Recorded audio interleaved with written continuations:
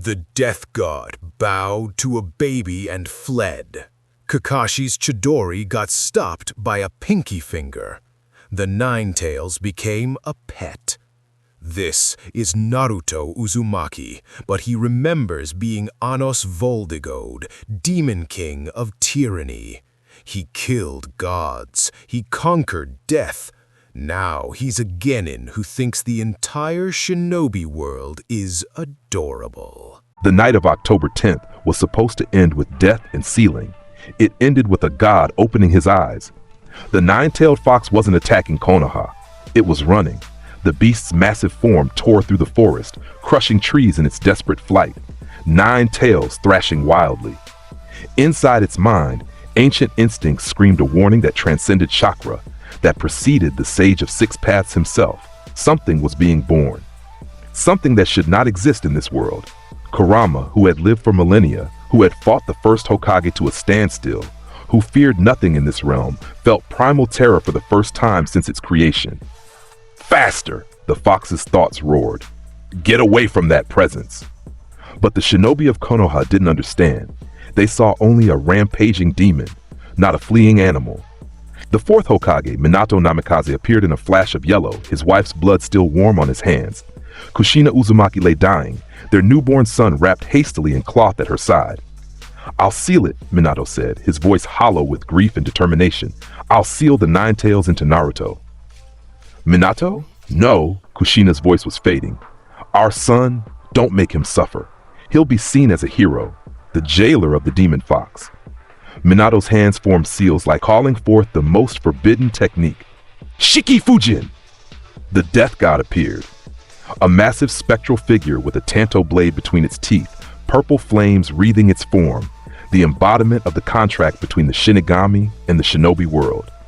It reached down with one massive hand toward the struggling Kurama. Then the infant opened his eyes. They weren't the blue eyes of an Uzumaki or the characteristic eyes of a newborn. They were crimson, with intricate magical circles rotating slowly in their depths. The magic eyes of destruction, eyes that could see through and destroy all things, gazed upon the death god. The Shinigami froze, its hand trembled.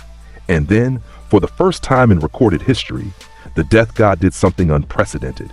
It bowed. The massive spectral figure lowered its head in submission, its flames guttering like candles in a hurricane. The tanto blade fell from its mouth. Fear, raw, absolute fear, radiated from the entity that was supposed to be the ultimate arbiter of death. What? Minato stared, his technique still active but suddenly meaningless. What is that? The infant didn't cry. He simply looked at the cowering death god with an expression that seemed far too ancient for a newborn's face. When he spoke, it wasn't with a baby's wail, but with a voice that resonated with power that made the very air vibrate. Did you think summoning death would be enough to threaten me? The words were impossible. Infants didn't speak, but the death god understood, and it fled. The spectral form dissipated like smoke and wind, leaving behind only the fading screams of an entity that had just encountered something far beyond its comprehension. Kurama had stopped running. The fox turned, its 9 tails now still, and gazed at the infant with eyes wide with recognition and dread. You, the fox's voice rumbled. You're not. You shouldn't be here. You don't belong to this world. The infant's attention shifted to the massive fox. Minato, still processing what had just happened, watched in stunned silence as his newborn son regarded the creature that had just killed hundreds of Konoha shinobi. A 9-tailed fox. The infant's voice carried amusement. I once had a castle pet with 12 heads, but you'll do. Naruto, for that was the name Kushina had given him with her dying breath, raised one tiny hand. Purple-black energy, far denser and more refined than any chakra, swirled around his fingers. It wasn't a seal. It wasn't a binding technique. It was pure, absolute dominion. Come. The command carried the weight of an authority that preceded time itself. Kurama, the beast that had terrorized nations, that had fought the god of shinobi, that had existed since the dawn of chakra, found itself moving forward, not sealed, not imprisoned. Simply, the massive fox began shrinking, its form compressing as it approached the infant. Smaller, smaller, until a fox the size of a large dog stood before the child, 9 tails swishing nervously. You will serve me, Naruto stated. Not a request, not a command, simply a fact like sky was blue or fire was hot. As you should. Kurama lowered its head. Yes, my lord. Minato stared at his son, at the impossible child who had just made the nine-tailed fox into a pet with less effort than it took to breathe, at the infant who had made the death god flee in terror. Kushina, he whispered, turning to his dying wife. What is our son? Kushina's eyes were fading, but she smiled. He's perfect. Minato, don't fear him. He's still our son. Her last breath left her lips. Minato looked between his dead wife and his impossible child. Naruto gazed back at him with those crimson eyes, and for just a moment, Minato saw something in those depths. Memories, countless memories of battles, of kingdoms, of an age before ages, of a demon king who had ruled the world through absolute power and unwavering conviction. Father, Naruto said, the word strange coming from an infant's mouth. You need not worry. I remember who I was, but I also know who I am now. Those ancient eyes softened slightly. I am your son, and I will honor that. Minato felt tears on his face. He didn't understand. How could he? But he was a father, and some instinct deeper than logic told him that his child was telling the truth. Naruto, he whispered, reaching down to hold his son.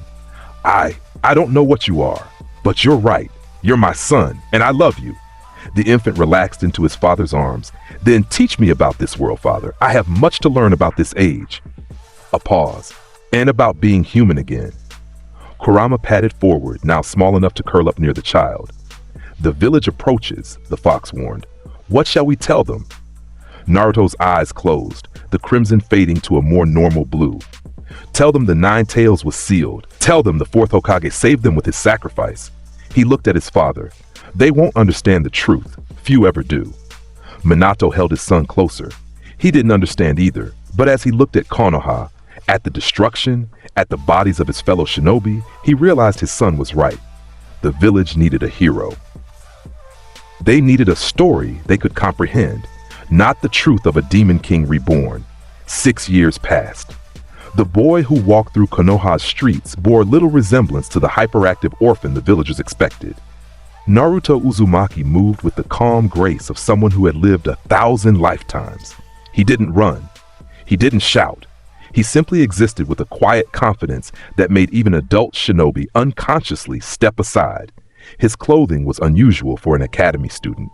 Instead of the standard orange jumpsuit that most children his age wore, Naruto had somehow acquired a modified uniform, black with white accents, tailored perfectly to his small frame. It looked more like something a noble would wear than a child, but he wore it with such natural authority that no one questioned it. The villagers whispered about him. The demon child, the container of the nine tails. They didn't know how right they were, though not in the way they thought. A group of them stood near the market now, watching as the 6-year-old browsed the fruit stands, their faces twisted with hatred and fear. That's him, a civilian merchant muttered. The demon brat. Someone should do something, another agreed, before he grows strong enough to threaten us all. A chunin, drunk and emboldened by liquid courage, picked up a rock. I'll do something. He threw it, hard, aimed directly at the back of the child's head with enough force to crack bone. The rock stopped mid-flight. No jutsu, no hand signs, no visible technique. The stone simply halted in the air, 3 inches from Naruto's blonde hair, as if it had struck an invisible wall.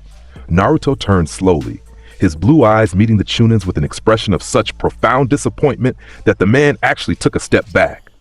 How small, Naruto said softly, and those 2 words carried more weight than any shout could have. He didn't sound angry. He sounded pitying, like he was observing insects who didn't know any better. The rock dropped to the ground, forgotten. You throw stones at children, Naruto continued, his voice calm and measured, because you're afraid, because you don't understand. He tilted his head slightly. I could explain. I could make you understand the truth of what I am, what I was, what I will be again. A pause. But you wouldn't comprehend it. Your mind is too small.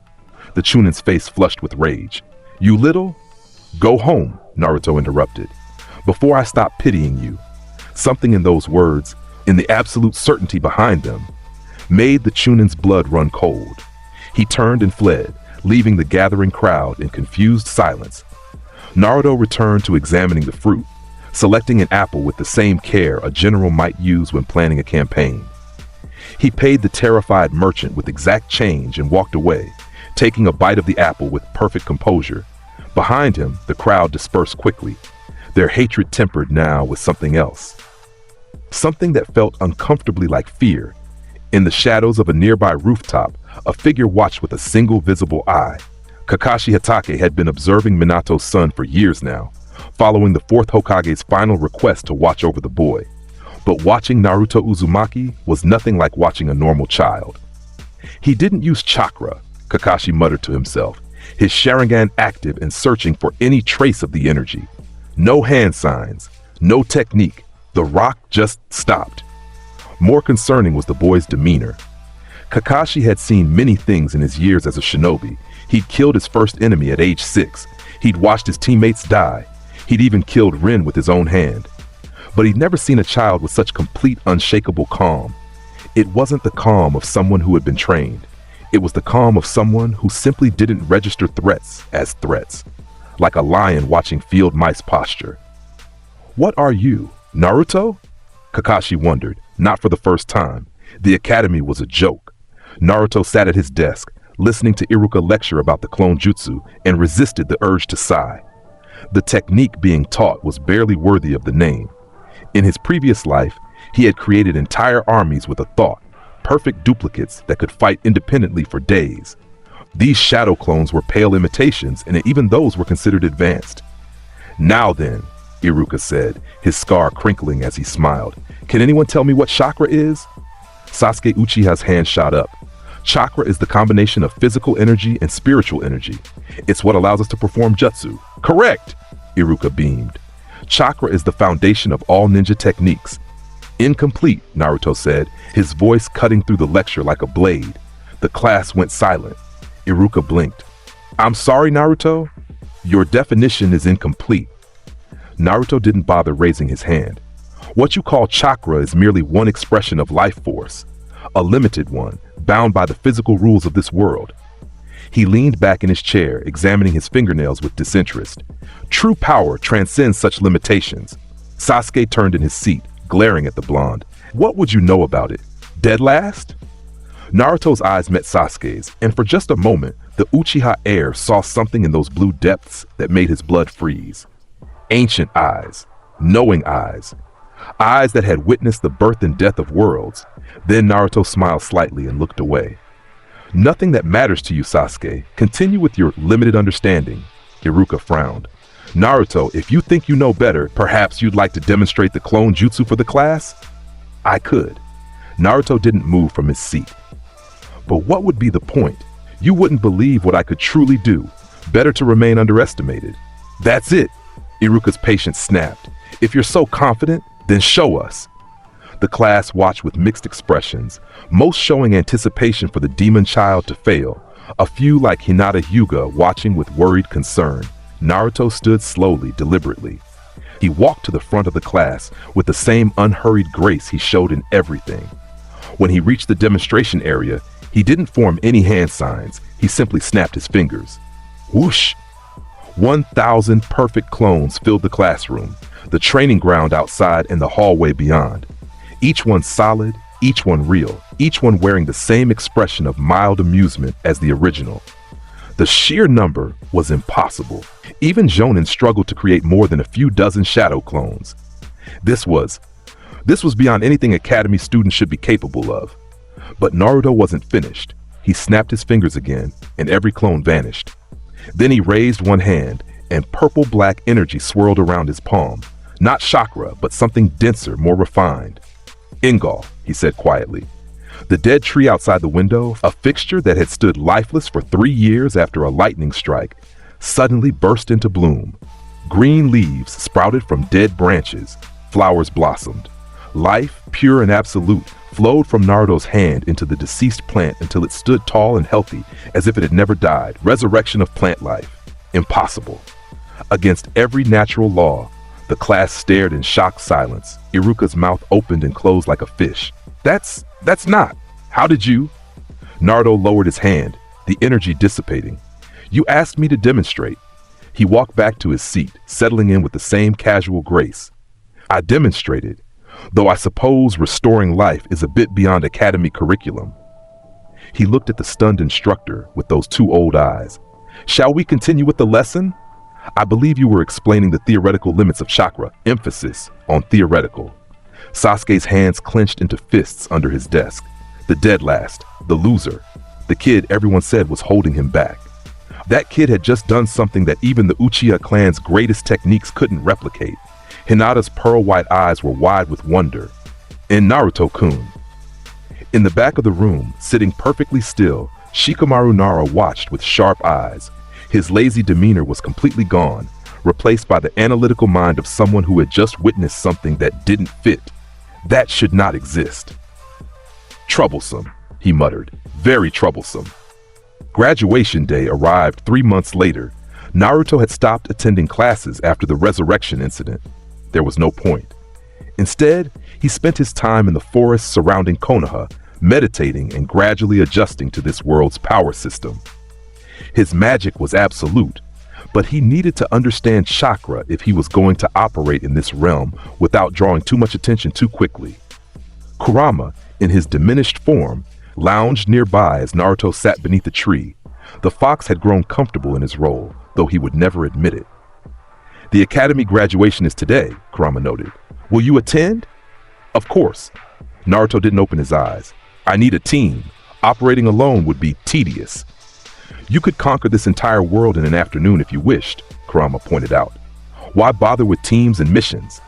Because, Naruto said softly, I was a Demon King once. I ruled through absolute power, and I was feared and hated for it. He opened his eyes, gazing at the sky through the leaves. This life is an opportunity to be something more than just overwhelming force. A pause. Besides, peace through dominion grows boring. I want to see if these humans can surprise me. They'll fear you when they learn the truth. They already fear me, Naruto countered. They just don't know why yet. He stood, brushing off his modified uniform. Come, Kurama, let's go collect our assignment. The graduation ceremony was chaotic. Children celebrated receiving their headbands, parents beamed with pride, and instructors coordinated team assignments. Naruto appeared at the edge of the gathering, his presence immediately noticed despite his silence. The third Hokage, Hiruzen Sarutobi, stood at the front, his aged eyes finding Naruto in the crowd. The old man had reviewed the reports from Iruka, the incident with the tree, the 1,000 clones.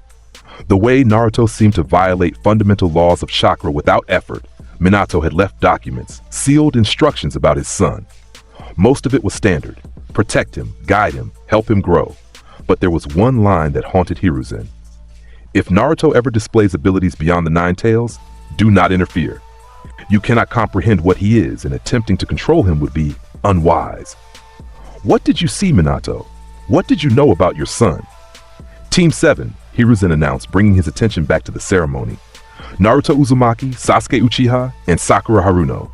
Your Jonin instructor will be Kakashi Hatake. Sasuke's jaw clenched. Team with the dead last. Perfect Sakura's reaction was mixed. Disappointment at not being with Sasuke alone, confusion about Naruto. The quiet kid who barely spoke but radiated something that made her uncomfortable. Naruto simply nodded once, accepting the assignment. The next morning, Team 7 gathered at Training Ground 7.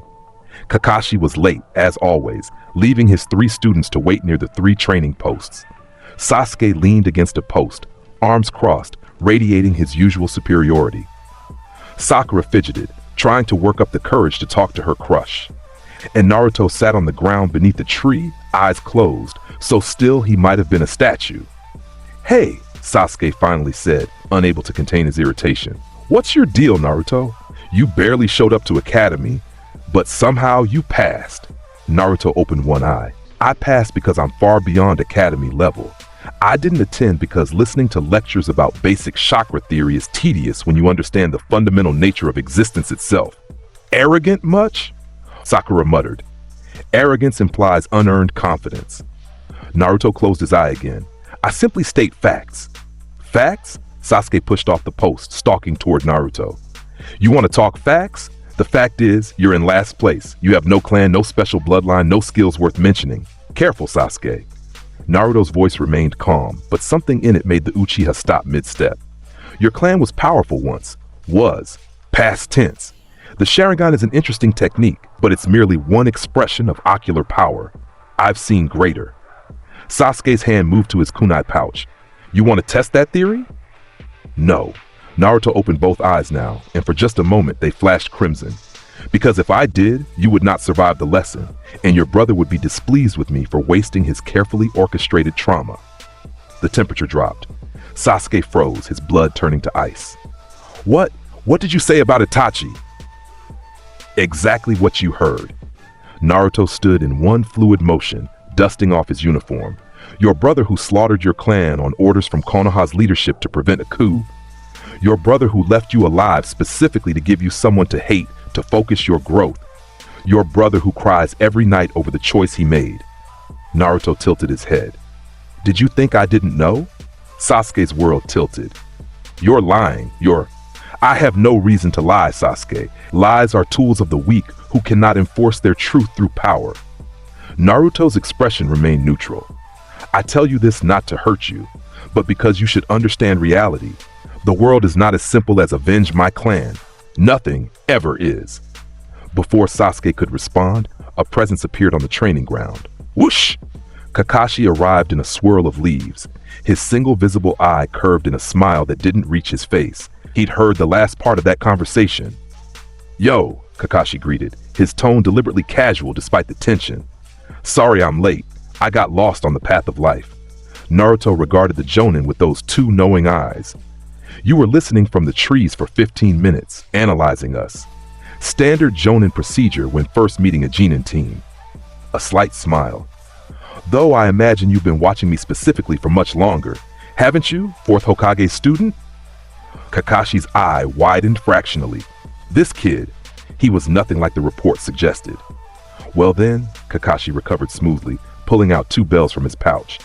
Since you seem to know so much, Naruto, how about a test? I have 2 bells. Your objective is to take them from me before noon. Those who don't get a bell will be sent back to the academy. The point is to teach teamwork, Naruto stated flatly. 2 bells, 3 students. We're supposed to realize we need to work together or all fail.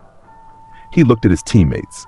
Sakura is a civilian with no combat experience beyond academy basics. Sasuke is competent but arrogant, which makes him predictable. And you, Kakashi-sensei, are holding back approximately 90% of your true ability. Kakashi's posture shifted slightly. And what would you suggest? I suggest, Naruto said, reaching down to pluck a blade of grass, that we skip the pointless exercise and move directly to the real test. Real test? Naruto's eyes met Kakashi's. Try to make me stand up. The temperature dropped again. Sasuke and Sakura both felt it. A presence, vast and absolute, pressing down on the training ground, like standing at the base of a mountain and suddenly realizing how insignificant you were. Kakashi's hand moved to his headband. You want me to come at you seriously? I want you to try. Naruto sat down cross-legged, placing the blade of grass across his knees. Use whatever techniques you wish, Sharingan included. If you can make me stand, move, or even flinch before noon, I'll acknowledge you as my instructor. It was insane.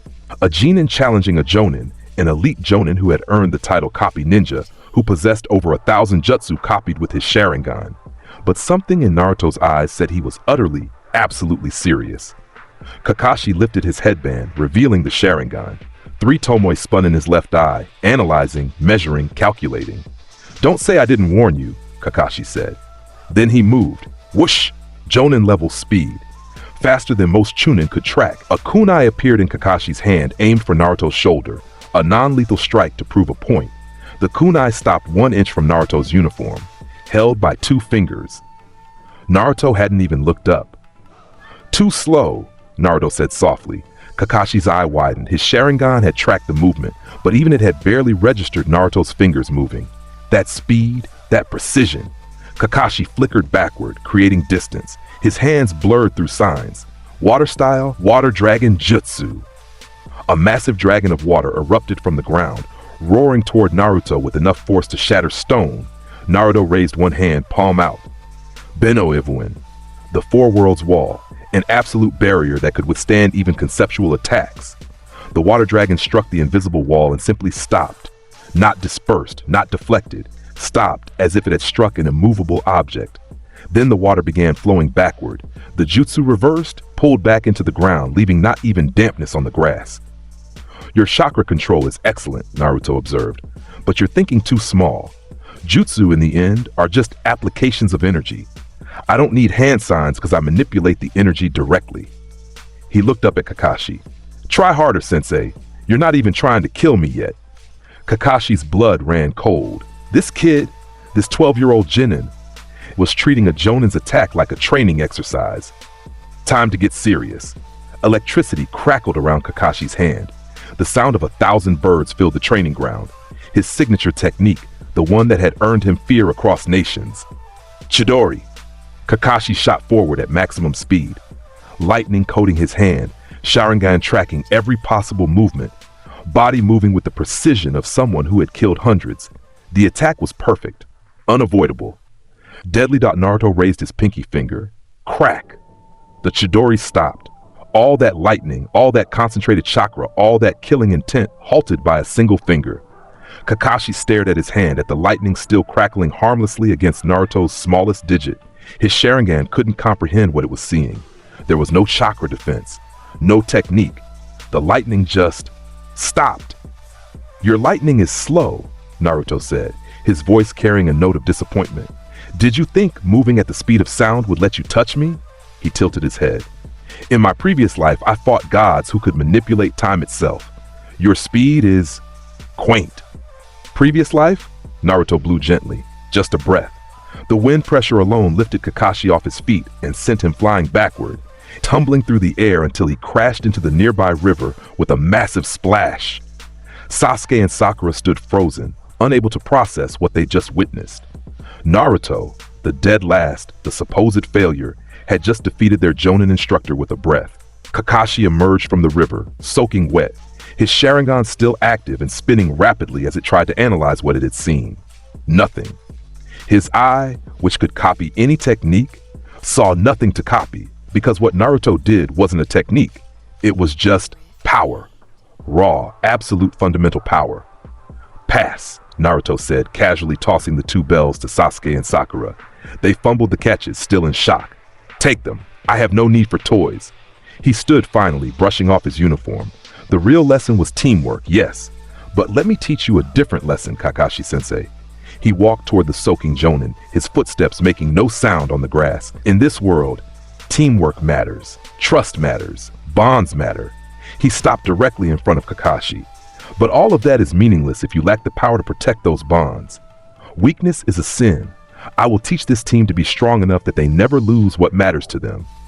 Kakashi looked at this child, this impossible being wearing his sensei's son's face. What are you? Naruto's expression softened slightly. I am Naruto Uzumaki, son of Minato Namikaze and Kushina Uzumaki, jinchūriki of the nine-tailed fox. A pause. And in my previous life, I was Anos Voldigoad, the Demon King of Tyranny. I have lived 2,000 years, killed gods, and ruled the world through absolute power. Those crimson eyes appeared again. But in this life, I choose to be your student, because even a demon king can learn something from pretending to be human. The training ground was silent, except for the sound of water dripping from Kakashi's uniform. Finally, the Jonin laughed. It was a broken, slightly hysterical sound. Minato-sensei, you left me with something truly troublesome, didn't you? He pulled out 3 headbands from his pouch and tossed one to each student. You pass, all of you, because if I sent you back to the academy after that display, the other instructors would have me committed to the psychiatric ward. Naruto caught his headband and tied it around his forehead. The metal plate gleamed in the sunlight. Thank you, sensei. I'll try to make this entertaining for you. Entertaining. Kakashi's eye was twitching. Right, entertaining. He looked at Sasuke and Sakura, both still frozen in shock. You two, breathe. We have a lot to discuss about your teammate. Sasuke found his voice first. What the hell are you, Naruto? I already told you, Naruto smiled, and it was the smile of someone who had seen the birth and death of civilizations. I'm the Demon King, but you can call me teammate. Their first real mission came 2 weeks later. C rank. Escort a bridge builder named Tazuna back to the land of waves and protect him while he completed his bridge. Standard. Simple. Or it would have been, if not for Zabuza Momochi. The encounter happened at a lake between Fire Country and Wave Country. Naruto had sensed the killing intent long before the ambush, but he said nothing.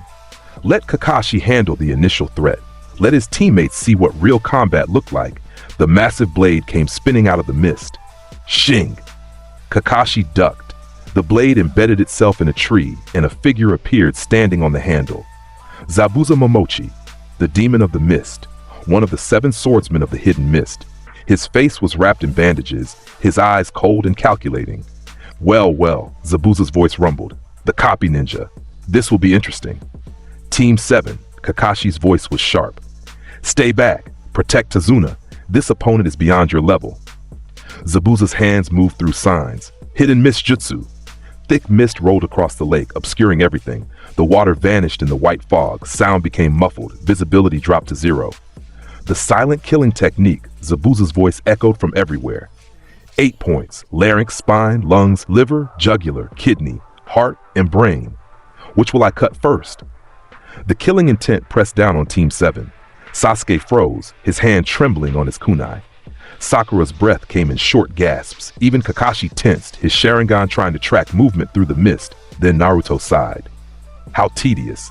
He opened his eyes and they were fully crimson now. Not the Sharingan, not any known bloodline. The magic eyes of destruction, eyes that could perceive and destroy all things, gazed into the mist. You try to blind the Demon King? The temperature dropped. The air itself seemed to freeze. And then, whoosh, the mist evaporated. Not dispersed by wind, evaporated. Every molecule of water vapor in the air simply ceased to exist, destroyed at the conceptual level by Naruto's gaze. But he didn't stop there. The lake beneath them began boiling. Steam rose in clouds as the water temperature spiked from the ambient energy radiating from Naruto's eyes. The wooden bridge they stood on started creaking as the very fibers of the wood began breaking down from exposure to those eyes. Zabuza stood frozen on his sword, staring at the blonde child with wide eyes. His hidden mist jutsu hadn't just been countered, it had been erased, and the kid was destroying the environment just by looking at it. What are you? Naruto took one step forward. The wooden bridge shattered under his foot from the sheer density of power radiating from him. He didn't fall. He simply stood on the boiling water's surface as if it were solid ground. I am inevitable, Naruto said softly. I am absolute. I am the Demon King. He tilted his head. And you, Zabuza Momochi, are in my way. Zabuza grabbed his sword, Kubikiri Bocho, the executioner's blade, and swung with all his considerable strength. The massive weapon, designed to cut through bone like paper, descended toward Naruto's head. Naruto caught it with one hand. Crack! The legendary blade, passed down through generations of mist swordsmen, shattered like glass. Steel fragments exploded outward, raining into the lake. Zabuza stood there, holding the handle of his destroyed sword, staring in absolute disbelief. A sword is only as strong as its wielder, Naruto said, his voice carrying no anger, no excitement. Just statement of fact. You are weak. Impossible, Zabuza breathed. That blade has cut down hundreds, and now it's dust. Naruto released the handle, letting it fall into the water. Did you think metal would protect you? Did you think a reputation as one of the 7 swordsmen would matter? He stepped closer. I have ended gods. I have crushed armies. I have erased kingdoms from existence with a thought. Closer. You are a human with above average skill in murder. We are not the same. Zabuza stumbled backward. The demon of the mist, who had terrorized nations, who had attempted to assassinate the Mizukage, who had earned his title through rivers of blood, felt something he hadn't experienced since childhood. Pure, absolute terror. Please, Zabuza whispered. I have a student, a child I raised. Haku. Naruto nodded. The boy with the ice-release bloodline, hiding in the trees, waiting for the right moment to use his demonic ice mirrors technique.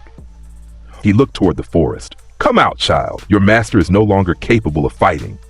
A figure emerged from the mist, a young person in a hunter nin mask moving gracefully despite obvious reluctance. Zabuza-sama, Haku said quietly. Please, let's retreat. Smart, Naruto acknowledged. You see what he does not. That continuing this fight means death. He turned his attention back to Zabuza. Leave.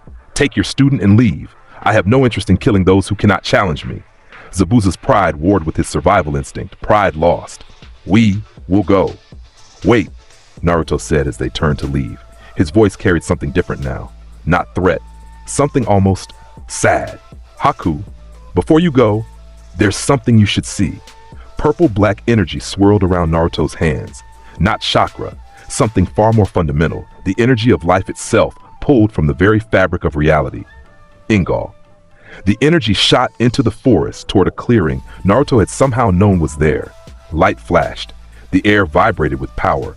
And then, two figures materialized in the clearing. A man and a woman, transparent, ghostly, but undeniably real.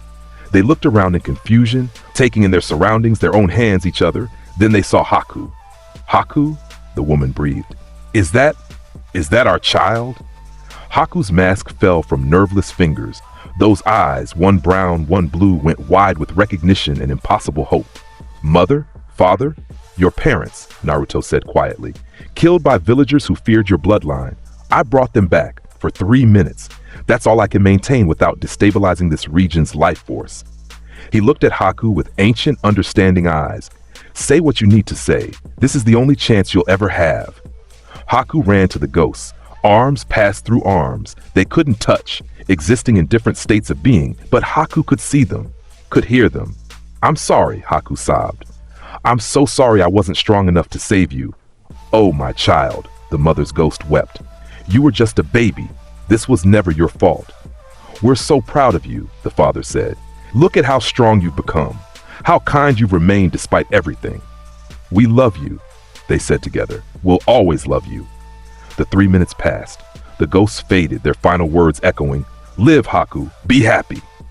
Haku collapsed to his knees, tears streaming down his face. Zabuza stood behind him, his own eyes suspiciously wet behind his bandages. Naruto turned away, giving them privacy. Resurrection of the dead, even temporary, it violates the natural laws of this world. He looked at his own hands. But I am the Demon King. Natural laws bow to me, not the other way around. Behind him, Team 7 stared in shock. Kakashi's Sharingan was spinning so fast it was almost a blur, trying to comprehend what it had witnessed. Sasuke's entire worldview had shattered. And Sakura, he brought them back. Sakura whispered. He brought dead people back to life. That's impossible. Nothing is impossible for Lord Naruto, a voice said. They turned to see Kurama padding across the water, the nine-tailed fox no longer hiding his presence. He is the Demon King. Reality bends to his will. The Nine Tails, Kakashi breathed, taking a defensive stance. Naruto, get away from. Relax, Kakashi-sensei. Naruto was already walking back toward them. Kurama is my subordinate. He's been serving me since the night of my birth. He reached down to scratch behind the fox's ears. He's quite loyal, actually. More reliable than most humans I've known. Kurama's tail swished with something almost like embarrassment. Lord Naruto flatters me. Zabuza helped Haku stand. The Hunter-nin's eyes were still red from crying, but there was something different in his expression now. Peace. Closure. Something he'd never thought he'd find. Uzumaki Naruto, Zabuza said, his voice rough. I thank you for giving my student that moment. He bowed slightly, a mark of deep respect in the shinobi world. We'll leave. And should anyone ask, I'll tell them you're an S-rank threat. Do not underestimate. Do not engage. Wise, Naruto acknowledged. But before you go, a word of advice. Strength without purpose is merely violence. You fight for money, for revenge against the Mist Village. But Haku fights for you. That gives him purpose. It makes him stronger than you in the ways that matter. Zabuza looked at his student, at the child he'd raised as a living weapon. I understand. No, you don't. Not yet, but you will. Naruto smiled slightly. Take care of each other. This world is harsh enough without us making it worse for those who care about us. Zabuza and Haku left, disappearing into the forests of Wave Country. They would survive. They would find new purpose, and years later, Haku would tell stories of the Demon King who gave him one last moment with his parents. Kakashi approached Naruto slowly, his visible eye containing a mixture of awe and fear. Naruto, we need to have a very serious conversation when we get back to Konoha. I know. Naruto's eyes faded back to blue. The Hokage will want answers. The council will want me locked away or executed. Anbu will want to study me. He looked at his sensei. And you're wondering if I'm a threat to the village. Are you? Naruto considered the question seriously. I am the reincarnation of a being who conquered the world through absolute power. I have magic that transcends this world's understanding of chakra. I can kill anyone in this village, including the Hokage, without effort. A pause. But I am also the son of Minato Namikaze and Kushina Uzumaki. I was born in Konoha. This is my home. He met Kakashi's eye. So the question isn't whether I'm a threat, it's whether Konoha will be foolish enough to treat me as one. Kakashi thought about his sensei's final words, about the documents that warned against trying to control Naruto, about the power he just witnessed. I'll speak to the Hokage, he said finally. Try to make them understand. But Naruto, you need to be careful. The council, the civilian advisors, they fear what they don't understand, and you're something no one can understand. Let them fear, Naruto said softly. Fear can lead to respect, and respect is the first step toward peace. He looked at his teammates. Come, we have a bridge builder to escort and a mission to complete. The real adventure is just beginning. Sasuke, who had been silent since Naruto caught the Chidori with his finger, finally spoke. You said you've lived 2,000 years, that you were a demon king. His voice was strained. Is there anything you can't do? Naruto considered the question. I cannot bring back the dead permanently. I cannot change the past. Not even a demon king can violate causality without massive consequences. I cannot make people love each other, cannot force genuine emotions or connections. He smiled slightly. And I cannot make your brother not love you, Sasuke, no matter how much he tries to convince you otherwise through his actions. Sasuke's fists clenched. You keep bringing up Itachi. Why? Because your hatred is misplaced, and wasted potential annoys me. Naruto started walking toward Wave Country proper. When we return to Konoha, I'll prove it to you. I'll show you the truth of what happened that night. But for now, focus on the mission. You're still weak, but you can grow stronger. If you're willing to accept help from someone you considered the dead last. Sasuke struggled with his pride, his worldview, his entire understanding of reality. Finally, teach me. I don't care if you're a demon king or an alien or a god. You're strong, and I need to be stronger. Good. Naruto glanced back. That's the first step. Acknowledging you don't know everything. There may be hope for you yet, Uchiha. Sakura watched the exchange, her mind racing. She'd spent years dismissing Naruto, focusing on Sasuke, but now everything was different. The boy she'd ignored, the dead last of their class, was something beyond her comprehension. Naruto, she said quietly, when you resurrected those people, it looked painful. For you. Naruto paused. He looked at Sakura with an expression of surprise. You noticed. Your hands were shaking just a little. She stepped closer. Are you okay? For the first time since they'd met, Naruto's expression softened into something genuine. I'm fine, Sakura, but thank you for asking. Most people only see the power. They forget that even a demon king can feel the strain of violating natural law. He smiled. You have good eyes, not the Sharingan or the Byakugan, but the eyes to see what others miss. That's a valuable skill for a kunoichi. Sakura's face flushed slightly. Not with her usual crush on Sasuke, but with something different. Pride, recognition, the realization that maybe she wasn't as useless as she thought. I'll try to live up to that, she said. You will, Naruto stated. Not hope, not encouragement, simple fact. Because I'll make sure all of you reach your potential. That's what a teammate does. Team 7 continued their journey into Wave Country. Behind them, the lake still steamed from Naruto's power. The broken fragments of Kubikirabocho lay at the bottom, a testament to what happened when ordinary weapons met absolute force. And in Konoha, the third Hokage received a messenger hawk from Kakashi. The message was simple and terrifying. Naruto Uzumaki is not what we thought. Requesting emergency meeting upon return. Bring only those you absolutely trust. The village's future may depend on how we handle this. Hiruzen Sarutobi read the message 3 times. Then he looked at the old documents from Minato, at the warnings, at the cryptic notes about what my son truly is.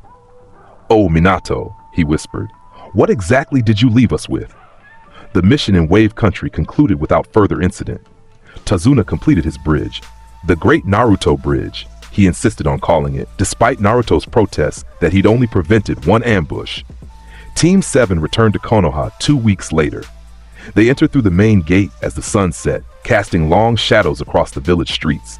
Citizens who saw them whispered, pointing at the blonde child who walked with the calm confidence of someone who owned the world. Word had spread somehow. Rumors, impossibilities, tales of a genin defeating a jonin instructor, stories of one of the 7 swordsmen fleeing from a child, whispers about resurrection and eyes that destroyed everything they saw. The council meeting was called for midnight, emergency session. The Hokage, his 2 advisors, the clan heads, and several Anbu operatives, they gathered in a secure chamber beneath the Hokage Tower, warded against eavesdropping. "We're here to discuss the 9 Tails Jinchūriki," Hiruzen began, his aged eyes scanning the room. "Specifically, the reports from Kakashi Hatake regarding unusual abilities." "Unusual is an understatement," Kakashi said. He stood before the assembly, his report already submitted. "I engaged Naruto Uzumaki in combat, full jonin capacity, sharing and active. He defeated me with a breath, literally. He blew on me and sent me flying into a river." Skeptical looks passed around the table. "I saw it," Sasuke Uchiha said. He'd been called as a witness, though he stood rigidly uncomfortable before so many authority figures. "I saw him catch Kakashi-sensei's Chidori with one finger. I saw him destroy the hidden Mist Jutsu just by looking at it. And I saw..." He swallowed. "I saw him bring 2 dead people back to life." The room erupted in denial and disbelief. "Impossible! Resurrection is impossible. The boy must have used some genjutsu." "Silence!" The Hokage's voice cracked like thunder. When the room quieted, he looked at Kakashi. "You're absolutely certain? This is not exaggeration or misunderstanding?" "I'm certain." Kakashi's voice was steady. "My Sharingan recorded everything, and it couldn't explain any of it. No chakra signatures, no hand signs, just power. Pure, absolute power that shouldn't exist." Danzo Shimura, leader of Root, leaned forward. His one visible eye was cold and calculating. "Then the solution is simple. We contain the threat. Place seals on the boy. Limit his..." "Did you think sealing me would be enough to stop me?" The voice came from the doorway. Everyone spun.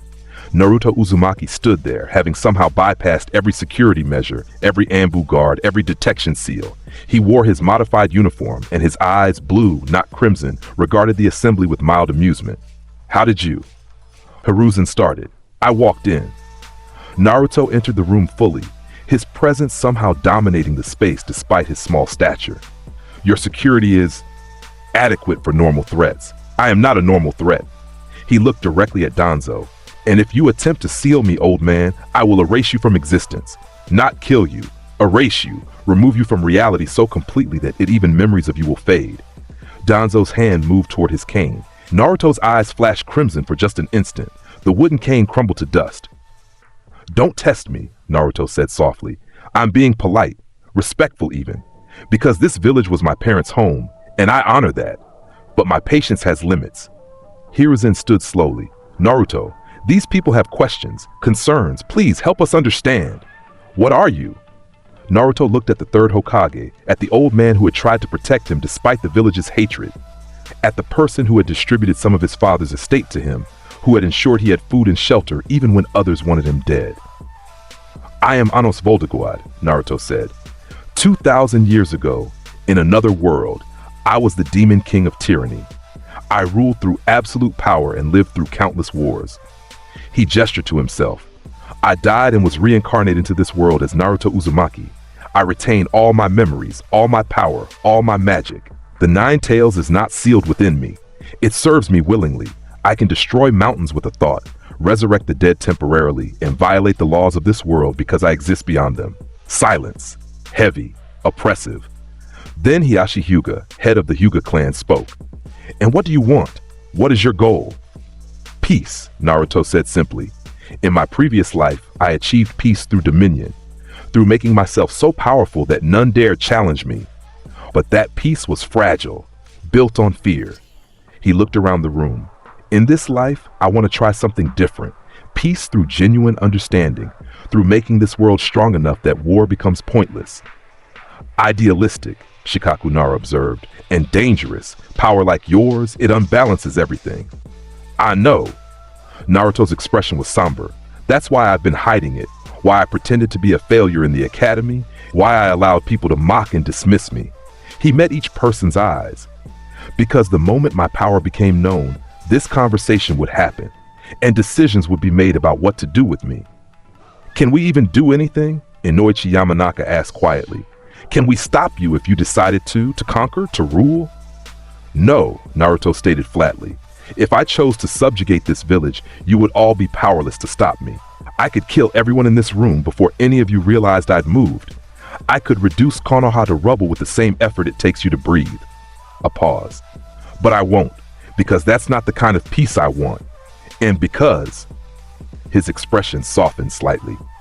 Because I am still Naruto Uzumaki, still the son of the fourth Hokage, still someone who wants to protect this place, not destroy it. Hiruzen studied the boy, the ancient being before him. What do you need from us? Nothing, Naruto said. I'll continue as a genin. I'll take missions. I'll grow with my teammates. I'll protect the village when threats arise. All I ask is that you don't try to control me. Don't try to seal me. Don't try to use me as a weapon. His eyes hardened. I am not a tool. I am not a jinchūriki to be deployed. I am the Demon King, and I will be respected as such.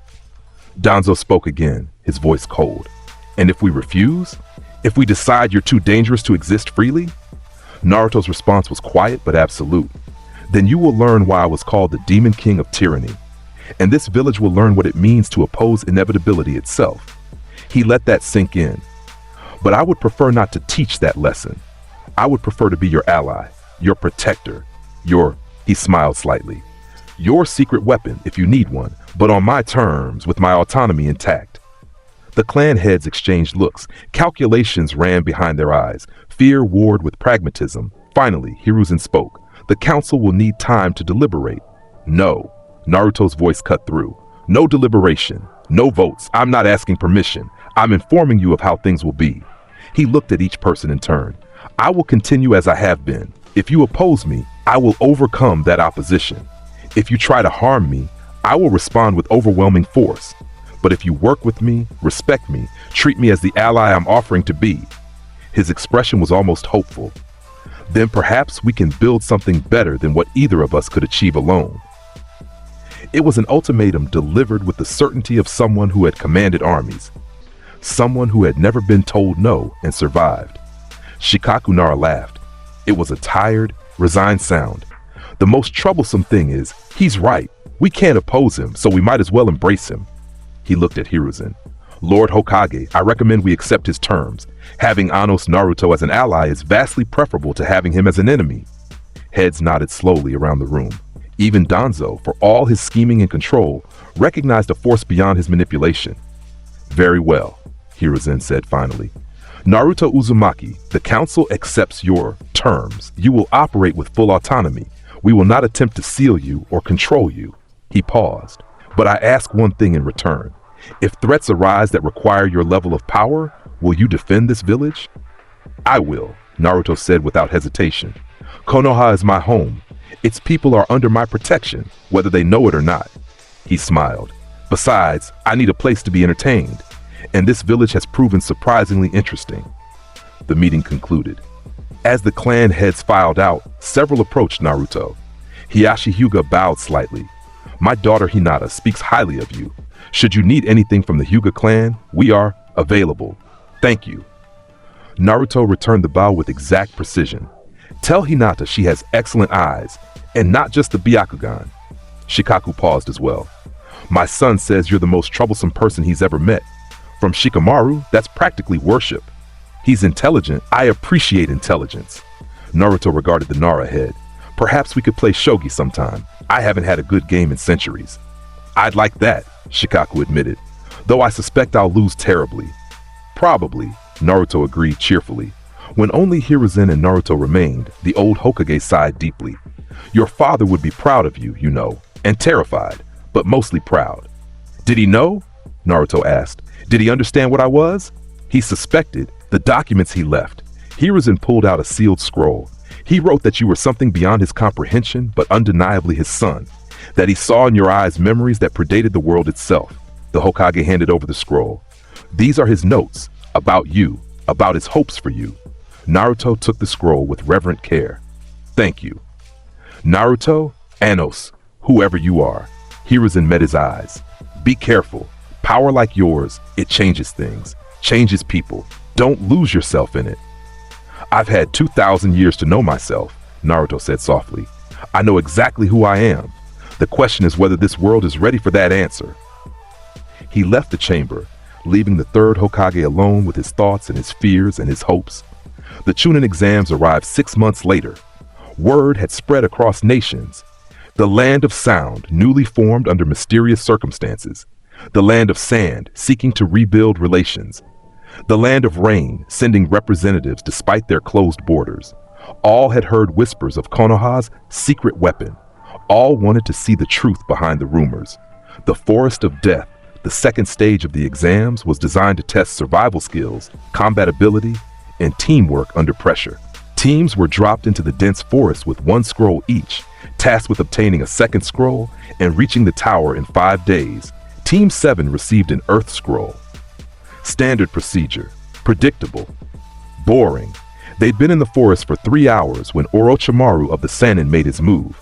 The massive white snake erupted from the undergrowth. Easily 50 feet long, dripping venom, moving with supernatural speed. Its eyes fixed on Sasuke, hungry and calculating. Sasuke froze. His Sharingan, newly awakened during training, spun wildly, trying to track the attack. But the snake was too fast, too large, too boom. The snake's head exploded, not struck, not cut, simply ceased to exist as Naruto appeared where it had been, his hand extended, purple-black energy dissipating around his fingers. A snake? Naruto looked mildly interested. I used to have castle pets bigger than you. Orochimaru emerged from a tree trunk, his golden eyes gleaming with excitement. Kukuku, so the rumors are true. The Nine-Tails Jinchūriki is far more than he appears. And you're Orochimaru. Naruto turned to face the Sannin fully. Former student of the third Hokage, rogue ninja of Konoha, experimenter on children, seeker of immortality through forbidden techniques. He tilted his head. Did you really think sneaking into the Chunin exams would let you claim Sasuke unnoticed? Orochimaru's smile widened. You know so much. How delightful. His neck began extending, stretching towards Sasuke with unnatural flexibility. But talk doesn't. Naruto appeared between them. One hand grabbed Orochimaru's extended neck by the hair, halting the snake Sannin mid-strike. The other hand pressed against Orochimaru's chest.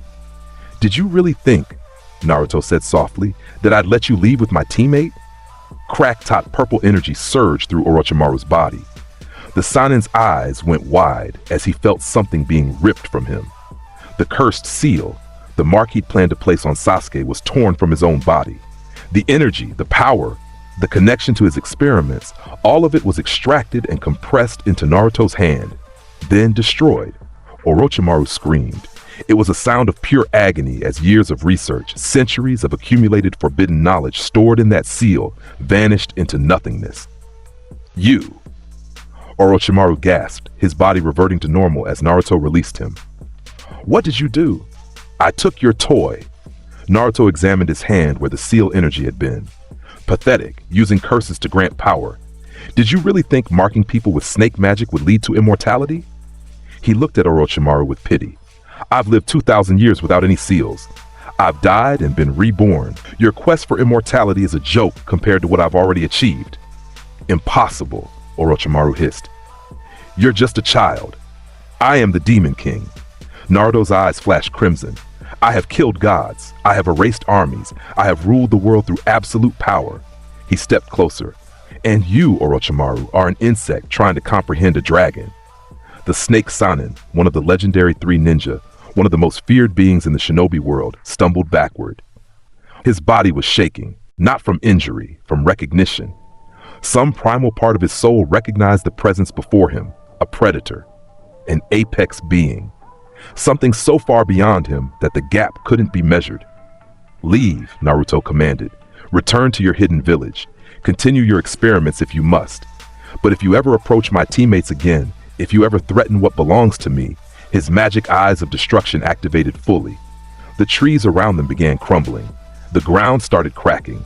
Reality itself bent under the weight of those eyes. I will make you understand what it means to face tyranny incarnate. Orochimaru fled. The legendary Sannin, who had laughed at death, who had performed inhuman experiments without remorse, who had betrayed his village without regret, ran like a terrified child. Silence filled the clearing. Sasuke stared at Naruto's back. You You just made one of the Sanin run away. He was in the way, Naruto said simply, his eyes returning to normal. I don't tolerate obstacles. He looked at Sasuke. And you're my teammate. No one touches what's mine. Sakura stepped forward hesitantly. Naruto, are you okay? That much power. It has to take something out of you. Naruto smiled at her concern. I'm fine, Sakura, but thank you. He genuinely appreciated that she noticed. Most people saw only the power, never the person wielding it. Come on. We have scrolls to collect and a tower to reach. This exam is proving more entertaining than I expected. They moved through the forest, and word spread quickly. Teams they encountered took one look at Naruto and surrendered their scrolls without fight. The rumors had reached even the foreign genin. Don't engage the blonde one. Don't even make eye contact. Just give him what he wants and pray he's merciful. Team 7 reached the tower in 4 hours. The fastest time in Chunin exam history by a significant margin. The preliminary rounds took place in an underground chamber. Too many teams had passed the second stage, so one-on-one combat would determine who advanced to the finals. The electronic board randomized matchups. Names appeared. Naruto Uzumaki versus Neji Hyuga, the crowd murmured. The Nine-Tails Jinchūriki against the Hyuga prodigy. The demon child against the genius of the branch family. Neji descended to the arena floor, his Byakugan already active. Pale lavender eyes traced Naruto's chakra network, analyzing, calculating. I see your chakra, Neji said, his voice cold and certain. It flows differently than others, denser, more controlled. He settled into the gentle fist stance. But it doesn't matter. Fate has already decided this match. You will lose. Naruto walked to the center of the arena. He didn't take any stance. His hands remained in his pockets. His expression was calm, almost bored. Fate? Naruto's voice carried through the chamber. Tell me, Neji Hyuga, what do you know about fate? Fate is absolute, Neji stated. The main house rules. The branch house serves. You were born a jinchūriki. I was born with this seal. He pointed to his forehead, where the caged bird seal marked him as branch family. We cannot change what we are. I killed the god of fate yesterday, Naruto said casually. The arena went silent. What? The god of fate, the entity in my world that controlled destiny itself. I fought him 2,000 years ago and destroyed him completely. Naruto's eyes met Neji's. So when you talk about fate being absolute, understand that I've already proven that wrong. Fate is just another obstacle, and I overcome all obstacles. Neji's expression hardened. Words, nothing but words. He charged, his palms glowing with chakra. 8 trigrams, 32 palms. His hands struck. Once, twice. Building momentum with each hit. 16 strikes, 32. Each one precisely targeting Naruto's chakra points, sealing them closed with the Hyuga's legendary technique. The final strike hit directly over Naruto's heart. Your heart's chakra point is sealed, Neji said. Your heart will stop beating. You are dead. Naruto's heart stopped. The crowd gasped. Medical ninja moved forward, preparing to intervene. Then Naruto's heart started again. Thump, steady, strong, unaffected. Did you think, Naruto said softly, stopping my heart would be enough to kill me? Neji stumbled backward. Impossible. You sealed my chakra points, which is cute. Naruto raised one hand. Purple-black energy swirled around it. Not chakra, but something else entirely. But I don't use chakra. I use magic, a completely different energy system. Your gentle fist is designed to shut down chakra. It's useless against magic. Then I'll destroy you physically. Neji charged again, this time aiming to cause direct damage rather than seal points. Naruto caught Neji's hand mid-strike. Then he snapped his fingers with his free hand. The caged bird seal on Neji's forehead vanished, simply ceased to exist. Neji froze, his free hand moving to his forehead. The seal that had marked him since age 4, that had represented his servitude, that had caused him endless pain, was gone. How? Neji's voice broke. That's impossible. The seal is permanent. It's tied to the bloodline itself. I am the Demon King, Naruto stated. No cage can hold what belongs to me. And you, Neji Hyuga, belong to this world. Not to a seal, not to a fate determined by your birth. He released Neji's hand. You're free now. What you do with that freedom is up to you. Neji collapsed to his knees. His hands trembled as they traced his forehead, feeling the smooth skin where the seal had been. Tears streamed down his face. Years of rage and pain and hopelessness releasing in a single moment. Why? Neji whispered. Why would you do this for me? Because, Naruto said, his voice gentle now, I was a demon king who ruled through tyranny. But even a tyrant recognizes that some chains are wrong, some cages should never exist. He offered Neji his hand. Stand up. You're no longer a bird in a cage. Prove to me that you can fly. Neji took the offered hand. When he stood, his tears had stopped, replaced by something else. Determination, hope, purpose. I forfeit, Neji announced. I can't fight you, not because I'm afraid, but because. He bowed deeply. Because you've given me more than I could ever repay. My freedom, my future, everything. The crowd erupted. Some in confusion. Some in awe. Some in fear at what they'd witnessed. In the Hyuga section, Hiyashi Hyuga stood slowly, his own Byakugan confirming what seemed impossible. The branch family seal, the technique that had kept the Hyuga bloodline secure for generations, had been removed completely. He should be angry, worried, concerned about the implications. Instead, he felt something else. Relief. His brother, Neji's father, had died because of that seal, had been sacrificed to protect the main family, and now his nephew was free of that same fate. Thank you, Hiyashi whispered, looking at the blonde child who had done what the entire Hyuga clan could not. Thank you, Naruto Uzumaki. Naruto created a small tornado by spinning a kunai on his finger. The vortex grew, pulling Neji gently toward the exit. Go, Naruto said. Train, grow, become strong enough that your freedom means something. And the next time we fight, give me a real challenge. Neji nodded and let himself be carried by the wind to the upper level. The proctor, Hayate Gecko, coughed nervously. Winner by forfeit, Naruto Uzumaki. The matches continued. Sasuke fought and won, his Sharingan finally proving its worth. Sakura faced Ino and surprised everyone with competent taijutsu. She'd been training with Naruto in secret, learning from someone who had mastered every combat style in existence. When the preliminaries ended, the finalists gathered. Naruto, Sasuke, Shikamaru, Temari, Gaara, and several others. The finals would take place in 1 month, but before the month ended, everything changed. The invasion happened early. Sound and Sand struck during the finals. Orochimaru, despite his encounter with Naruto, pushed forward with his plan. Gaara transformed into Shukaku. The One-Tail went on a rampage. Buildings collapsed. Civilians screamed. Shinobi fought desperately against overwhelming odds, and Naruto decided he'd been patient long enough. He stood on the Hokage Tower, watching the chaos below. Kurama sat beside him, now grown to the size of a large horse, 9 tails swishing with anticipation. Shall we? Kurama asked. We shall. Naruto agreed. His eyes shifted to crimson. The magic eyes of destruction gazed upon the battlefield, perceiving everything at once. Every sound ninja, every sand ninja, every summoned creature, every technique being used. Jirist, Naruto whispered. Black lightning erupted from his body. Not ordinary lightning. Demon lightning, created from pure destructive energy. It spread across the village in branching patterns, seeking specific targets, every invading ninja. The lightning struck with perfect precision. Sound ninja collapsed, their bodies seizing as the energy forcibly shut down their nervous systems without killing them. Sand ninja found themselves paralyzed, unable to move, their muscles locked by magical energy that bypassed all defense. Within seconds, every invader in Konoha was neutralized. Orochimaru, fighting the third Hokage, felt the lightning strike him. His body convulsed.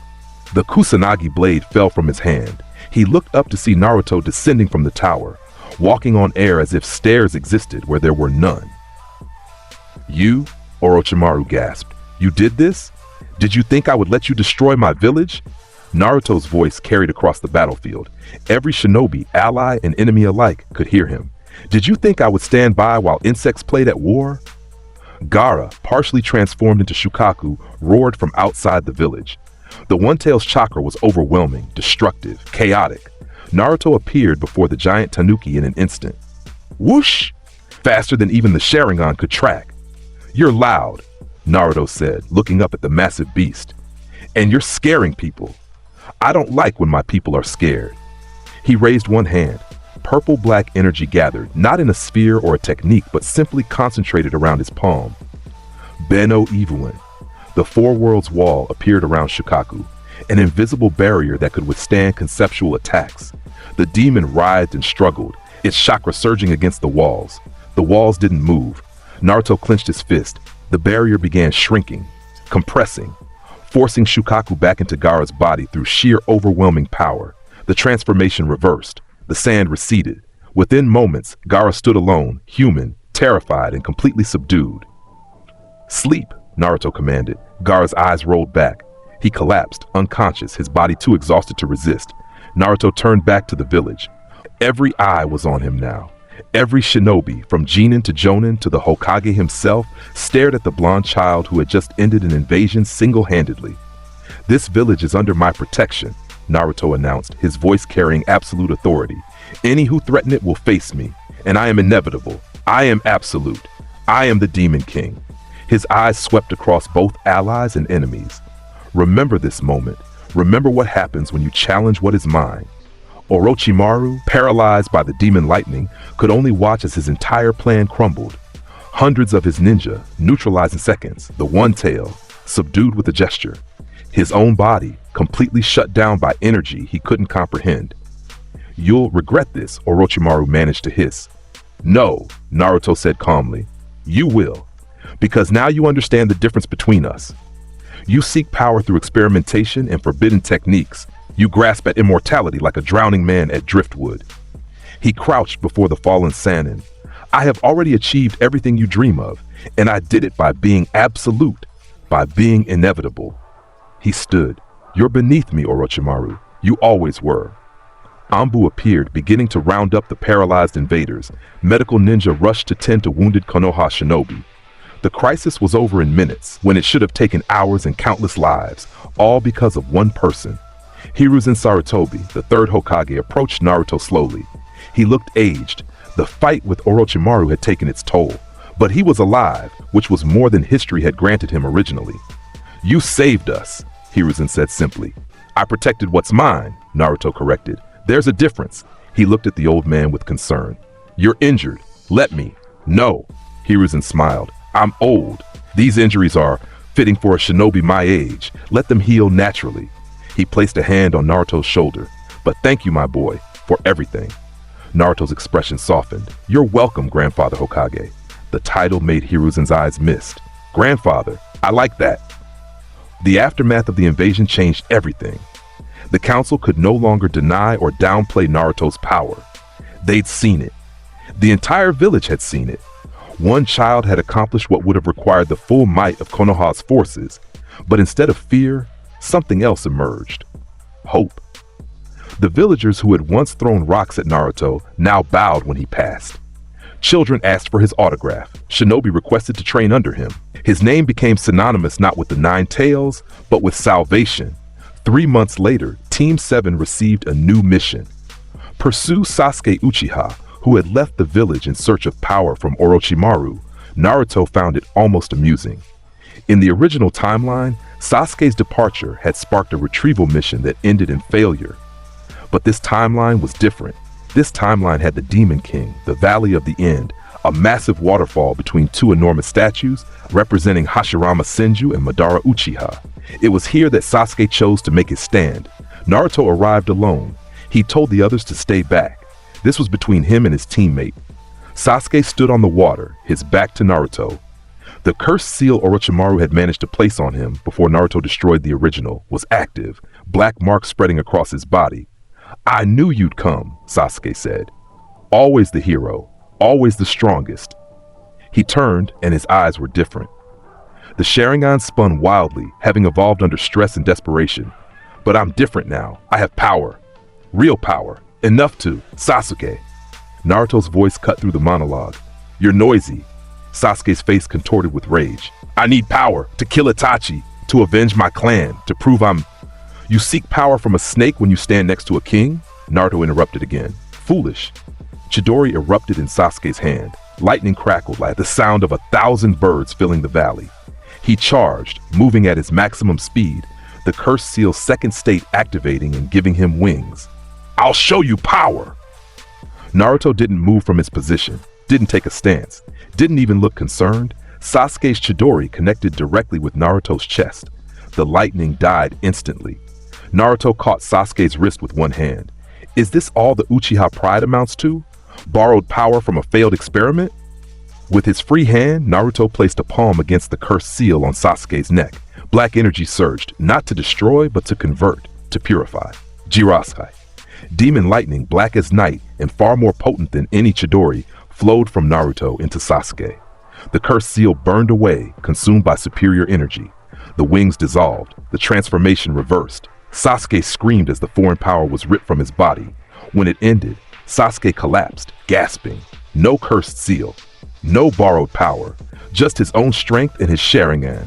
Naruto picked him up by the collar, lifting the exhausted Uchiha effortlessly. You want power, Sasuke? Real power? The kind that makes gods kneel? He pulled Sasuke close, forcing the Uchiha to meet his eyes.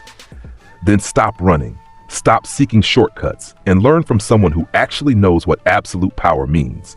He tossed Sasuke onto the water's surface, then he raised both hands. Ingol, purple-black energy surged into the ground. The valley shook, stone rose from the bedrock, reshaping, reforming. Within seconds, a massive castle stood where nothing had been before. Gothic architecture, towering spires, a throne room visible through the main entrance. The Demon King's castle, created from nothing. A testament to power beyond comprehension. Naruto walked to the castle and sat on the throne inside. He gestured for Sasuke to approach. Crawl to me, Naruto commanded. On your knees. And I'll teach you what your brother already knows. That power without purpose is meaningless. That strength without conviction is wasted. That all the techniques in the world mean nothing if you don't understand why you fight. Sasuke, lying on the water, felt tears of frustration. He'd been so certain, so sure that leaving the village was the right choice. But Naruto was right. He'd been seeking shortcuts, running from his weakness rather than facing it. Slowly, painfully, Sasuke crawled toward the castle. He crossed the threshold and approached the throne on his knees, his pride shattered, but something stronger building in its place. Good, Naruto said when Sasuke reached the throne. First lesson, acknowledge your weakness. You're weak, Sasuke. Compared to what you could be, you're pathetically weak. But you have potential, the Sharingan, the Uchiha bloodline, natural talent. He leaned forward. I can make you strong enough to face Itachi as an equal. Strong enough that your brother will have to use his full power, but only if you swear to me. Loyalty, obedience, trust. Sasuke's voice was hoarse. I swear it. Good. Footsteps. The retrieval team arrived. Shikamaru, Neji, Kiba, and Choji. They stopped at the castle entrance, staring in disbelief at the structure that hadn't existed 10 minutes ago. What? Shikamaru's analytical mind struggled to process. How did you?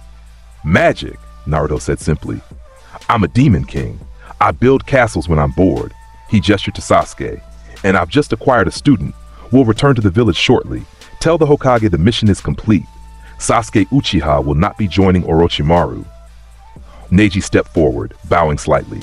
Thank you, Lord Naruto, for saving our teammate and for... He touched his forehead, still marveling at the absence of the seal. For everything. You're welcome, Neji. How's the freedom treating you? Better than anything I could have imagined. Neji's eyes shone with genuine happiness. The main family is adjusting, but my uncle supports the change, says it's long overdue. Good. Naruto stood from the throne. Come, Sasuke.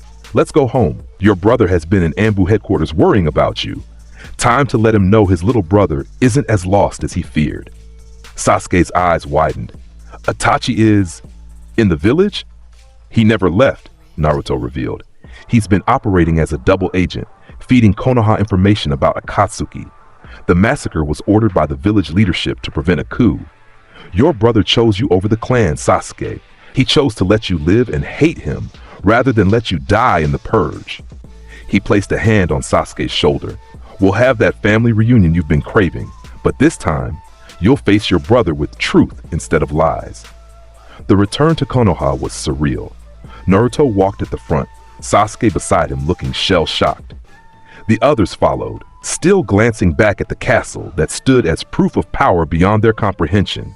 When they entered the village, word spread quickly. The Uchiha had been recovered. The mission was successful, and Naruto Uzumaki had somehow built a castle in the Valley of the End. The meeting with Itachi happened in a secure room beneath the Hokage Tower. Sasuke faced his brother for the first time since the massacre, but this time with knowledge, with truth. Sasuke, Itachi's voice was soft. Sasuke punched him hard, then hugged him. You idiot, You should have told me, should have trusted me. Itachi's usual composure cracked. Tears fell as he returned the embrace. I couldn't. The orders were absolute. And I thought making you hate me would make you stronger. Making him traumatized isn't the same as making him strong, Naruto observed from his position by the door. But that's the past. Now you both have a chance to be brothers again. Don't waste it. The Uchiha brothers held each other, years of pain and misunderstanding beginning to heal. Time passed. Months turned to years. Naruto continued as a shinobi of Konoha, taking missions when they interested him and declining those that didn't. His reputation grew across nations, not as a jinchūriki, but as the Demon King. Enemies avoided Konoha. Other villages sought alliances. Peace, genuine peace, began spreading simply because no one wanted to face Naruto's wrath. Romance developed slowly. Hinata's admiration evolved into genuine love, and Naruto found himself drawn to her quiet strength. Ino's competitive attraction became real affection. Tamari visited frequently from Suna, her respect turning into something deeper. Naruto didn't choose, not yet. He told them honestly.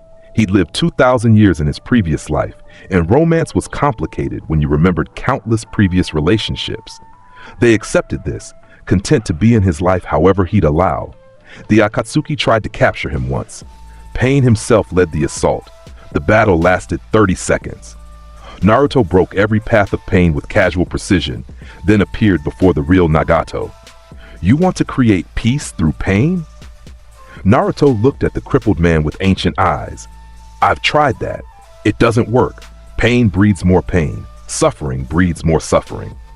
He placed a hand on Nagato's shoulder. But you have a choice. Join me, learn a different way, or continue this path and discover what true pain means when faced with someone who cannot be hurt. Nagato chose wisely. The Akatsuki dissolved. Its members either joined Konoha or went their own ways. Konan stayed with Nagato as they both began working toward redemption. 5 years after graduation, Team 7 stood together as Jonin.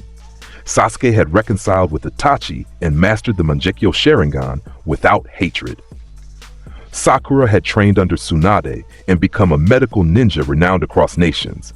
Kakashi had retired to focus on writing, having decided that after teaching the Demon King, everything else was anticlimactic. They gathered at the Valley of the End, where the castle still stood.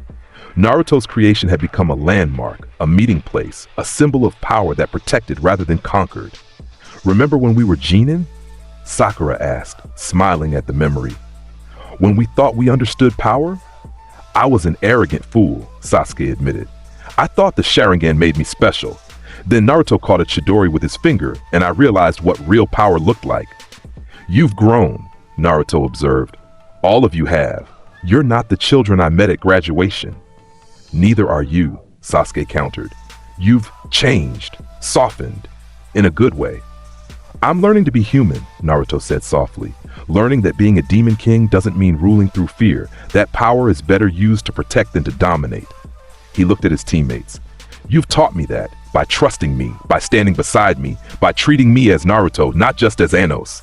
Because you are Naruto, Sakura stated. You might remember being a Demon King, but here, now, you're our teammate, our friend, our protector when we need it, our student when we have something to teach you, our equal when we stand together.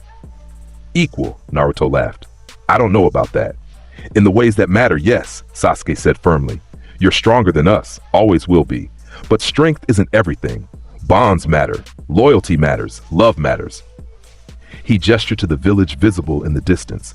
You've proven that. By choosing to protect rather than rule, by teaching rather than dominating, by being our teammate instead of our king. Naruto felt something warm in his chest, something he hadn't felt in his previous life, even at the height of his power. Belonging, genuine connection, the knowledge that these people didn't follow him out of fear, but out of respect and love. Thank you, he said quietly, for accepting who I am, for not fearing what I can do, for letting me be both Anos and Naruto. They stood together, watching the sunset paint the valley in gold and crimson. Team 7, still together after everything, still growing, still learning. And somewhere in the castle, Kurama lounged on a pile of cushions, 9 tails swishing contentedly. My lord has found peace, the fox murmured. After 2,000 years of war and power and tyranny, he's found something better. Purpose, family, home. The sun set, night fell, and in the village of Konoha, protected by the Demon King who chose to be a shinobi, people slept safely. Children dreamed of becoming strong like Naruto. Adults told stories of the day one person stopped an invasion. Elderly folks remembered the fourth Hokage and smiled, knowing his son had surpassed even his legendary father. Peace reigned, not through fear, not through domination, through power wielded with wisdom, through strength tempered with compassion, through the choice of someone who could rule the world, choosing instead to protect one village. The Demon King had become something greater than a king. He'd become a hero. And in the quiet moments when he stood alone on the Hokage Tower looking over Konoha, Naruto remembered both lives. The Demon King who had conquered everything, and the ninja who had found something worth more than conquest. "Did you think," he whispered to the night sky, to whatever gods or fates might be listening, "that giving me a second chance would change me?" The wind whispered back, carrying the sounds of the village, laughter, music, life. "You were right," Naruto admitted. "I have changed, and I'm grateful." He turned and headed home, to the apartment where Hinata was waiting, where Ino might drop by, where Tamari's letters arrived regularly, to the life he'd built, to the world he protected, to the future he was creating. The Demon King of Tyranny had learned to be human, and that, perhaps, was the greatest power of all. But peace, Naruto had learned across 2 lifetimes, was never permanent. It was a garden that required constant tending, constant vigilance.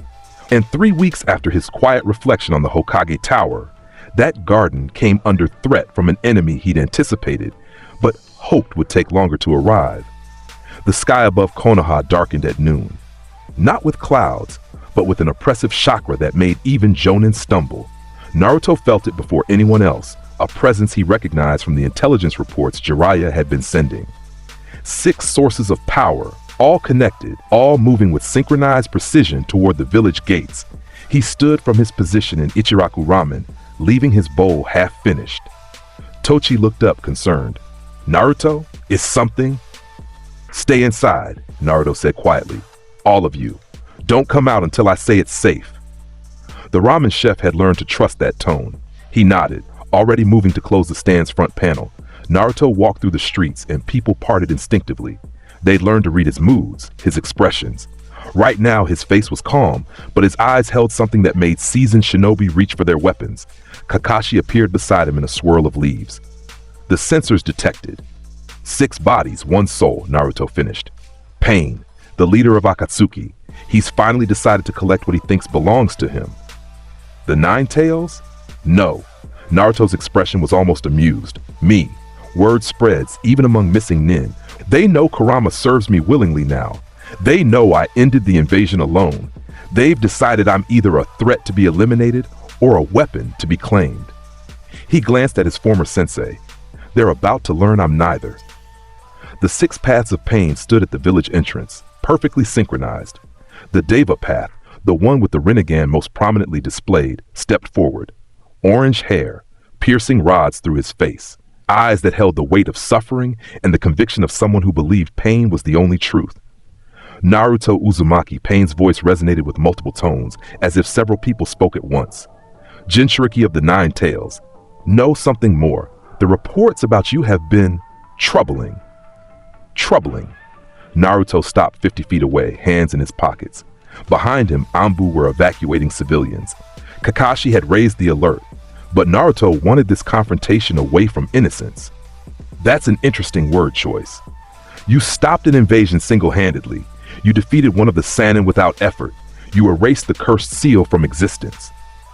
The Deva Path's eyes narrowed. You are a threat to the balance we seek to create. Balance through pain, you mean? Naruto tilted his head.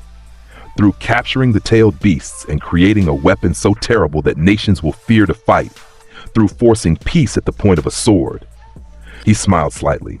I've tried that approach. It doesn't work. You know our plan? I know everything about you, Nagato Uzumaki.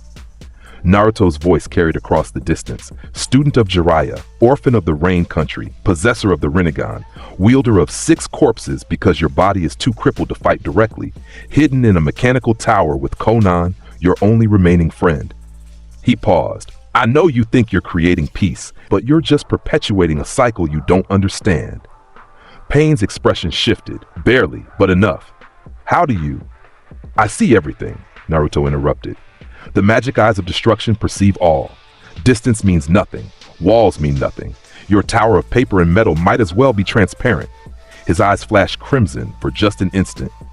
I can see Konan right now, standing beside your ruined body, her hand on 1,000 paper bombs, ready to detonate if I attack. I can see the rain that falls constantly around your hideout, your sensory technique. I can see the black rods piercing your body, connecting you to these puppets. The 6 paths tensed as one. But I'm not here to attack you in your sanctuary, Naruto continued. You came to me, so let's have this conversation properly. He gestured around them. This is my village, these are my people, and you will not harm them. Bold words, the Devapath said, but can you back them up? Shinra Tensei. The almighty push erupted from Pain's body. Invisible force designed to repel all matter, powerful enough to level buildings. The technique that had destroyed entire districts of the Hidden Rain village in seconds. Naruto stood unmoved. The force washed over him like water over stone, parting around his body without touching him. His hair didn't even move. Did you think pushing me would make me move? Naruto's voice carried disappointment. Your technique repels matter through gravitational manipulation, effective against normal opponents. He took one step forward, directly into the lingering force of Shinra Tensei. I am not a normal opponent. The animal path summoned a massive rhinoceros. The beast charged, shaking the ground. The Ashura path's arms opened, revealing missiles that launched with screaming trails. The human path moved with inhuman speed, reaching for Naruto's face. One touch would rip out his soul. Naruto snapped his fingers. Ego grown Angdroa. Time reversed. Not for everything, just for the 6 paths of pain. 3 seconds flowed backward for them and them alone. The rhinoceros unsummoned. The missiles flew back into the Asura path's arms. The human path stumbled as momentum reversed, and then time resumed normally. But Pain's attacks were reset, while Naruto had moved forward. He now stood in the center of their formation. Time manipulation? The Devapath's voice held shock. That's impossible. Even the Rinnegan cannot. The Rinnegan is the evolution of the Sharingan, which copies and predicts. Impressive for this world. Naruto's eyes were crimson now, magical circles rotating slowly. But I don't copy. I don't predict. I simply am. Time, space, reality, they're just suggestions. And I don't take suggestions. The Pretapath lunged forward, hands outstretched to absorb Naruto's chakra. It grabbed his arm, and for a moment, Pain thought victory was possible. The Pretapath could absorb any chakra-based technique, turning enemies' power against them. Then the Pretapath began screaming. Its body swelled, cracks appearing in its skin as purple-black energy flowed backward through the connection. You tried to absorb my magic, Naruto observed clinically. Magic isn't chakra. Magic is the fundamental force of creation and destruction. Absorbing it is like trying to drink an ocean. He pulled his arm free, and the Pretapath collapsed, smoke rising from its body. One down. Bansho Tenin! The Devapath used its opposite technique, pulling Naruto toward it with crushing gravitational force. Naruto let himself be pulled. He flew toward the Devapath at incredible speed and caught its face with one hand. You pull me close? Thank you. Saves me the walk. Naruto's grip tightened. Now, let's talk about gods. The other paths attacked simultaneously. The Asura path's body split open, revealing a mass of mechanical weapons, lasers, blades, explosives. The animal path summoned a hydra, a giant drill-beaked bird, and a multi-headed dog. The human path and the remaining Naraka path moved to flank. Naruto released the Deva path and extended both hands. Jirazdi. Black lightning erupted from his body. Not the pale blue of Chidori, or even the black lightning of the Cloud Village's techniques. This was demon lightning, energy condensed into elemental form, each bolt carrying enough power to obliterate mountains. The lightning discriminated. It struck every summoned creature, every mechanical weapon, every attacking path, but it curved around civilians and Konoha ninja watching from rooftops. Precision on a scale that defied comprehension. Crack! Crack! Crack! 3 more paths fell, their bodies seizing as the demon lightning overloaded every nerve, every connection, every chakra pathway. Only the Deva path remained standing, and it was on its knees, Rinnegan eyes wide with something that might have been fear. "You speak of pain," Naruto said softly, walking toward the kneeling corpse puppet. "You believe pain is the only truth, the only teacher, the only path to understanding." He crouched in front of it. "But you're wrong, Nagato. Pain is just one teacher, and often it's the worst one." "How dare you?" The Deva path tried to rise. Naruto placed one finger on its forehead. Gatom. Space folded. Reality twisted. The village of Konoha vanished. They reappeared, all of them, all 6 paths, in a tower of metal and paper, rain drumming against windows. In the center of the room, connected to a mechanical throne by dozens of black rods, sat a man who looked like a corpse. Emaciated, red hair dull and lifeless, eyes, the Rinnegan, burning with chakra, but sunken in a face that spoke of years of agony.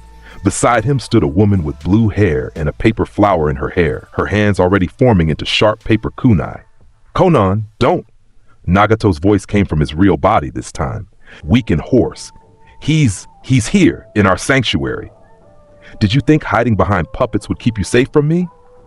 Naruto looked around the room with those crimson eyes. "I can teleport anywhere I can perceive, and I can perceive everything." He focused on Nagato. "There you are, the real you. The man behind the god." "Kill me then," Nagato said, his voice defiant despite his fear. "Prove you're just another tyrant who solves problems with power." "I'm not going to kill you." Naruto walked toward the broken man. Konan tensed, but something in Naruto's expression made her hesitate. "I'm going to show you something, because despite everything, despite your methods, despite your pain, you're right about one thing." "What?" "The world is broken." Naruto placed his hand on Nagato's head, gentle despite the power that radiated from him. "The shinobi system is flawed. The cycle of hatred is real. Children die in wars they didn't start, for causes they don't understand." His eyes softened. "You saw that, you lived that, and you decided to fix it the only way you knew how. Then you understand?" "I understand, but your solution is wrong." Naruto's magic flowed, and suddenly Nagato was seeing memories, not his own. Naruto's the age of myths, a world engulfed in war. Anos Voldigoad, the Demon King, standing atop a mountain of corpses. Victory absolute, power unmatched, and the hollowness of ruling through fear. The way people bowed, not from respect, but from terror. The way peace maintained through overwhelming force was just delayed violence. Then the death, the reincarnation. Being born as Naruto Uzumaki, the hatred of the village, the loneliness. The same pain Nagato felt, the same desire to make the world understand, but also the choice. The moment Naruto decided to protect instead of dominate. To be a shield instead of a sword, to prove that power could be used to guard rather than conquer. "I've lived 2,000 years, Naruto said as the memories faded. "I've ruled the world.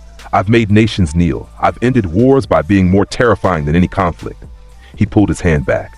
"And I was miserable. Powerful, but alone. Respected, but unloved. Feared, but never understood." Tears streamed down Nagato's face. "Then what's the answer?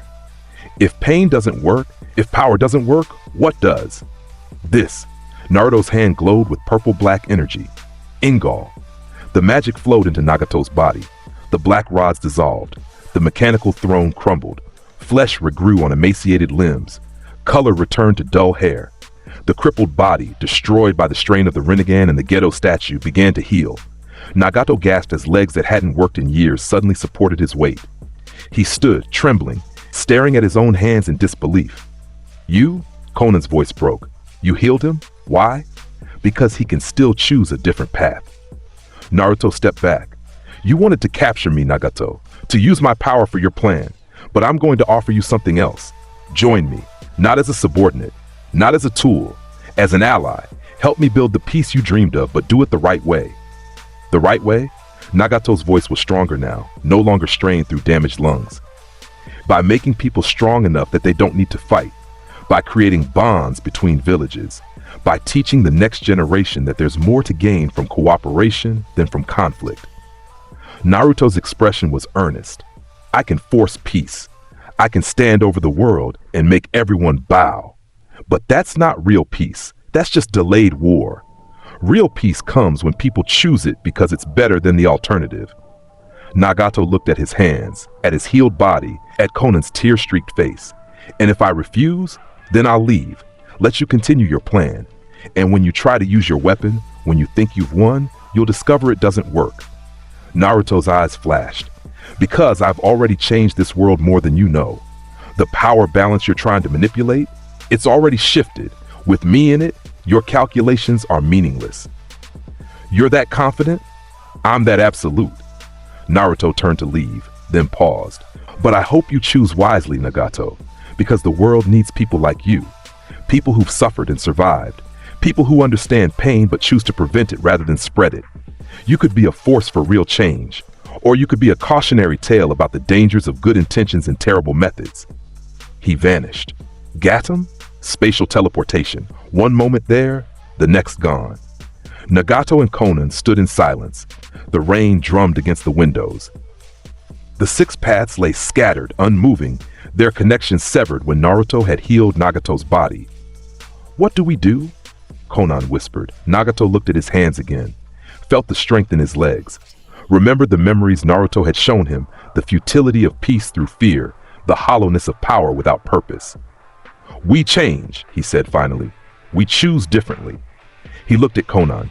Gather the others, the real members of Akatsuki, the ones who still believe in our original dream. It's time we remembered what we were supposed to be. And pain? Pain, Nagato said softly, was a mistake. A necessary one perhaps, but still a mistake. It's time for Naruto Uzumaki to face the world again. Not as a god, as a man trying to make amends. Back in Konoha, Naruto reappeared on the Hokage Tower. Tsunade was waiting, arms crossed, her expression caught between relief and exasperation. You fought the leader of Akatsuki, she said flatly, alone, without backup. I talked to him, actually. Naruto leaned against the railing. Fighting him would have been pointless. He needed to understand, not die. And did he understand? I think so. Naruto looked toward the horizon, toward the hidden rain village. Or he will. Sometimes people need time to process truth. He glanced at the Hokage. Besides, killing him would have accomplished nothing.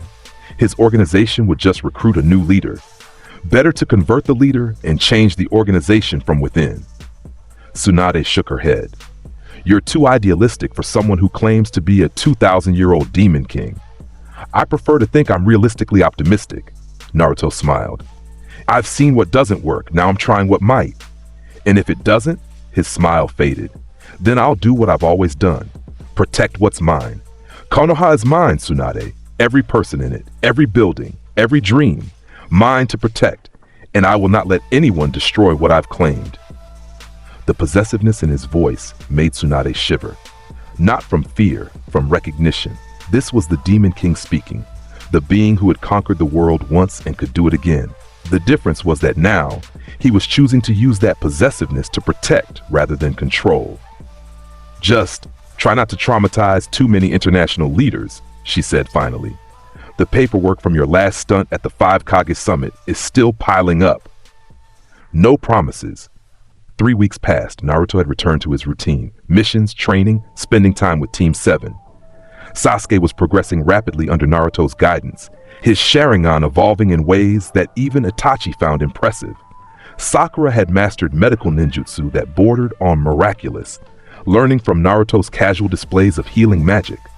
Kakashi had accepted the Hokage position officially, his first act being to create a protection detail specifically designed to support Naruto when needed. Not because Naruto needed it, but because the village needed to feel like they were contributing to their own defense. It was peaceful, almost too peaceful. And Naruto's ancient instincts told him that peace never lasted. The 5 Kage Summit was called on neutral ground, the land of iron, a samurai nation that maintained strict neutrality.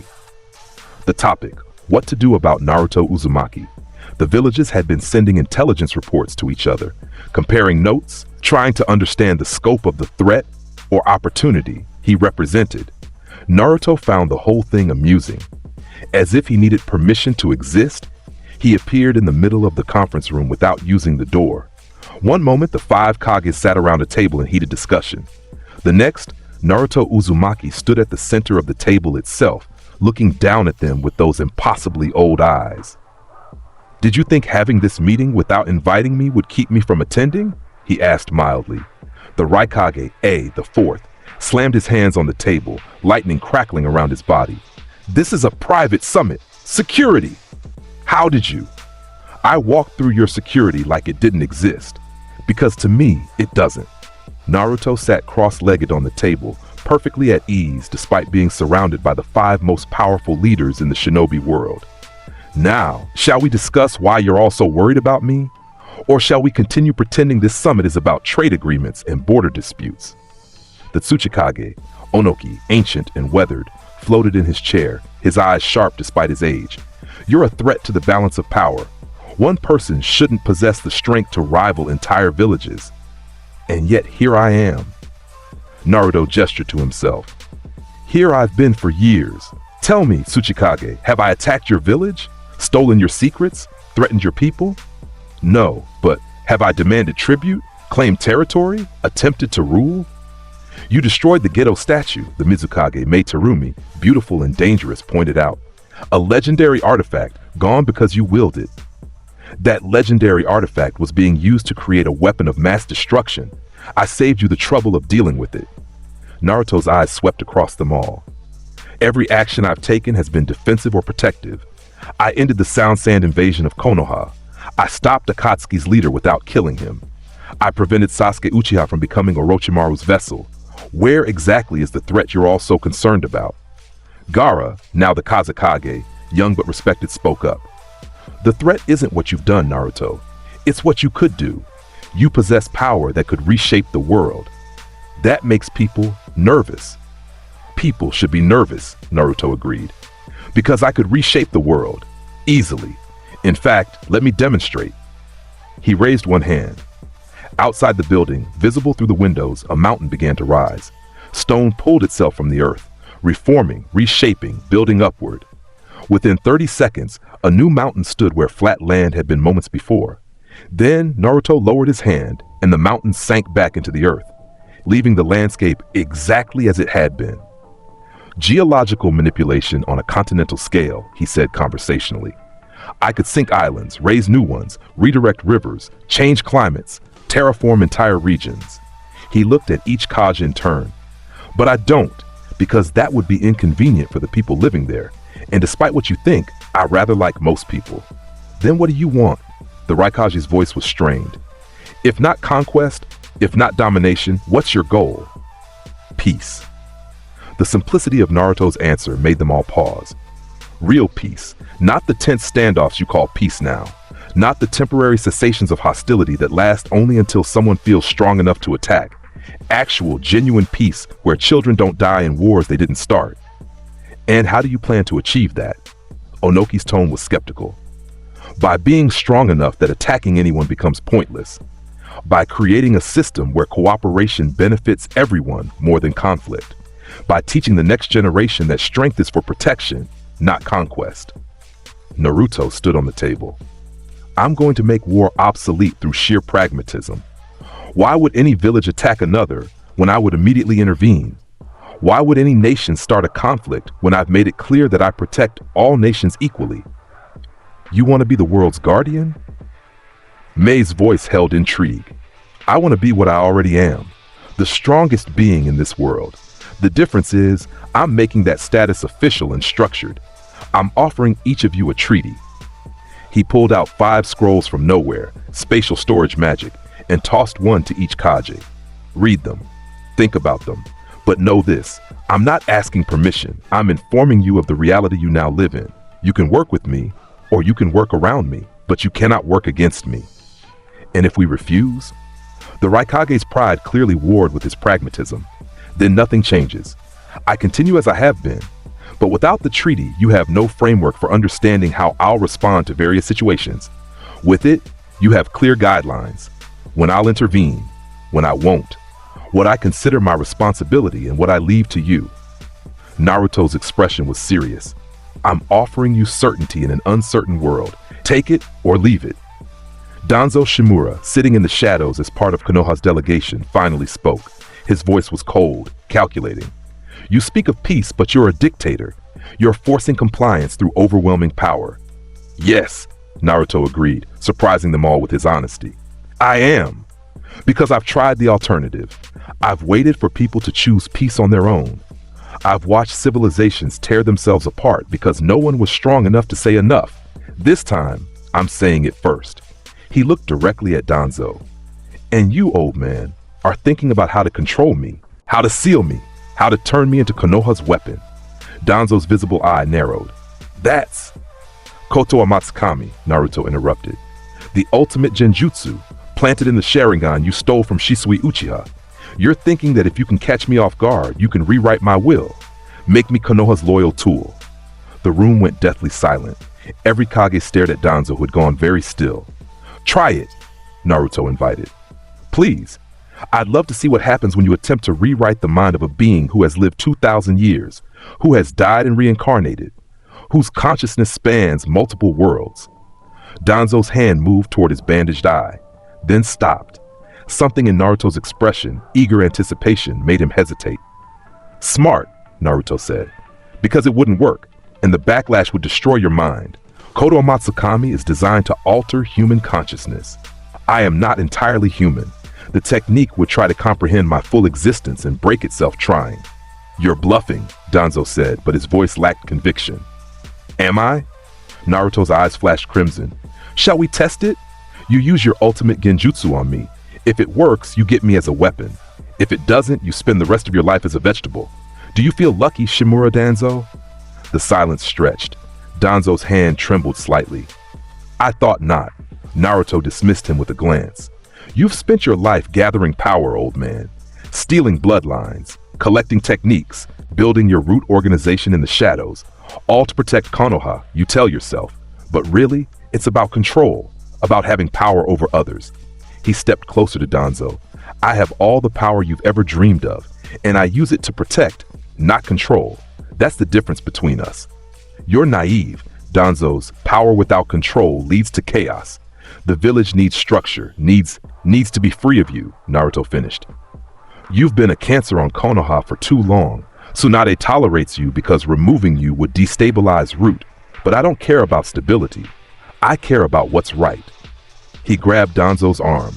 The old man tried to activate his techniques. Izanagi, Shisui's eye, the wood release cells grafted to his body. Nothing worked. Naruto's touch suppressed them all. Let me show you something, Naruto said. His magic flowed, and suddenly Danzo was seeing visions. Not memories, possible futures. Future 1. Naruto becomes the enemy Danzo fears. The world burns, villages destroyed, nations enslaved, peace through absolute terror. And Konoha, the village Danzo claims to love, crushed beneath the Demon King's heel. Future 2. Naruto leaves, takes his power and vanishes to some distant corner of the world. Without him, the villages descend into war. The fourth great ninja war erupts. Hundreds of thousands die. The world nearly ends. And Konoha, despite all of Danzo's preparations, falls to the combined might of other nations. Future 3. Naruto stays, works with the villages, becomes the guardian he claims to be. Peace slowly spreads. Children grow up without war. The shinobi system evolves. And Konoha, under Tsunade's leadership and Naruto's protection, becomes the jewel of the ninja world. The visions ended. Danzo staggered, his face pale. 3 futures, Naruto said softly. In 2 of them, Konoha dies. In 1, it thrives. The difference? You. Your choice to trust or fear, to work with me or against me. He released Danzo's arm. So what will it be, old man? Will you be the cancer that kills the patient? Or will you cut yourself out? Danzo looked around the room. Every Kage was watching. Every guard was alert. He could feel the weight of judgment. And for the first time in decades, Shimura Danzo felt genuine fear. Not of death. He'd faced death countless times. Fear of obsolescence, of irrelevance, of being proven wrong about everything he built his life around. His voice cracked. I commit seppuku, Naruto said bluntly. You know your methods are outdated. You know your vision of Konoha is poisonous. Die with honor admitting your mistakes, and I'll make sure Root is dismantled properly. Its members rehabilitated or dealt with as needed. Or refuse, and I'll do it myself, and your name will be recorded as the man who nearly destroyed Konoha from within. It was harsh, cruel even. But Naruto had learned that sometimes mercy was allowing someone to choose their own ending. Danzo stood slowly. His hand moved to the sword at his side. For a moment, rebellion flashed in his eye, then acceptance, resignation, perhaps relief. Very well, he said quietly, but not here. I'll do it properly, in Konoha, Before the Hokage, as is traditional. Acceptable. Naruto stepped back. You have 1 week. If you haven't done it by then, I'll remove you from existence. Not kill you, erase you. No body, no grave, no legacy. Just gone. Danzo nodded once and left the room, his footsteps heavy. The Kages sat in stunned silence. They just watched Naruto Uzumaki casually sentence a man to death, or at least to suicide, and make it seem reasonable. Make it seem like the only logical choice. You're terrifying, Mei said finally. You know that, right? I'm effective, Naruto corrected. Danzo was a problem that would have eventually destroyed Konoha. I removed that problem. Cleanly, with minimal collateral damage. This is what I offer all of you. Problems solved efficiently, threats neutralized appropriately, and peace maintained through pragmatic application of overwhelming force. You call that peace? Onoki demanded. I call that reality. Naruto's expression was serious now, all traces of his earlier lightness gone. You've all lived through wars. You've seen children die. You've watched villages burn. You've participated in the cycle of hatred that defines the shinobi world. And you're asking me to what? Let it continue? Pretend that your traditions and your politics and your pride are worth more than lives? He gestured broadly. I'm offering you an out, a way to break the cycle. Yes, it means accepting that someone is stronger than you. Yes, it means admitting you can't solve these problems yourselves. But the alternative is more war, more death, more children growing up as orphans who will become the next generation's soldiers. And if we say no, the Raikage challenged. Then I watch, Naruto said simply. I watch as you repeat history. I watch as the cycle continues. And when it gets bad enough, when the next war threatens to destroy everything, I'll intervene anyway. But by then, the death toll will be much higher. So really, you're just choosing how many people have to die before accepting the inevitable. It was brutal honesty. No politics, no diplomacy. Just cold, hard truth delivered by someone who had the power to enforce it. Gaara stood, the youngest Kage, but perhaps the wisest in this moment. I'll sign your treaty, he said. Not because I'm afraid of you, Naruto, because I believe you. I was a monster once. You showed me there was another path. If you can do that for the world, then I'll support you. Mei considered, then nodded. The Mist Village will sign as well. We've had enough war. If this is how we achieve peace, so be it. One by one, the others agreed. Even the Raikage, though his pride clearly stung. Even Onoki, though he muttered about kids these days the whole time. The treaties were signed. The framework was established. And in one afternoon, Naruto Uzumaki became officially recognized as the sovereign protector of the shinobi world. The news spread quickly. Some celebrated, some feared, but everyone understood. The world had changed. A new age had begun. The age of the Demon King's peace. Back in Konoha, 1 week later, Danzo Shimura committed seppuku before the Hokage, confessing his crimes, disbanding Root, and accepting responsibility for decades of shadowy manipulation. His last words were simple. The world has moved past me. It's only right that I move past with it. Tsunade ensured his death was honorable, witnessed by clan heads and recorded properly. Root was dismantled. Its members were evaluated. Some joined regular Anbu, others were helped to reintegrate into normal life, and a few who had committed unforgivable crimes were imprisoned. The rot in Konoha's foundations had been excised. The village, under Tsunade's leadership and Naruto's protection, began to truly heal. But Naruto knew this peace was fragile. Treaties and agreements were just paper. Real peace required vigilance, and soon enough, that vigilance would be tested. The man in the orange mask appeared 3 months after the Five Kage summit. He called himself Tobi, spoke in childish tones, and acted like a fool. But Naruto saw through it immediately. The magic eyes of destruction perceived everything. The Sharingan behind the mask, the space-time signature of Kamui, the age of the body, the pattern of chakra. Obito Uchiha, Naruto said when they first met, standing on the Hokage monument in the dead of night. Presumed dead from the Third Great Ninja War, student of Minato Namikaze, teammate of Kakashi Hatake and Rin Nohara. The man who attacked Konoha on the night of my birth and released the Nine Tails. The mask tilted. The childish tone vanished. How long have you known? Since the moment I was born, I've known everything about this world that matters. Naruto sat on the stone head of his father's memorial. Did you think your mask would hide you from me? I can see through dimensions, Obito. Your Kamui is transparent to my eyes. Then you know what I'm planning. The infinite Tsukuyomi. A world without pain, without war, without loss. Obito's voice was cold now, certain. A perfect world. A false world, Naruto countered. A dream you're forcing on everyone because you couldn't handle reality. You, who possess power beyond imagining, cannot understand loss. Cannot understand loss? Naruto's laugh was bitter. Shall I tell you about loss, Obito Uchiha? Shall I tell you about watching everyone you ever loved die over 2,000 years? About building relationships knowing they'll end because humans are so terribly mortal? About being reborn and losing the family you had in your previous life, even as you gain a new one? He stood. I understand loss better than you can possibly imagine. The difference is, I chose to protect what remains rather than destroy it in pursuit of what's gone. You don't understand. Obito Sharingan spun wildly behind the mask. Rin died in my arms. The world took her from me. No, war took her, and Madara Uchiha manipulated you into thinking the world itself was the enemy. Naruto stepped closer.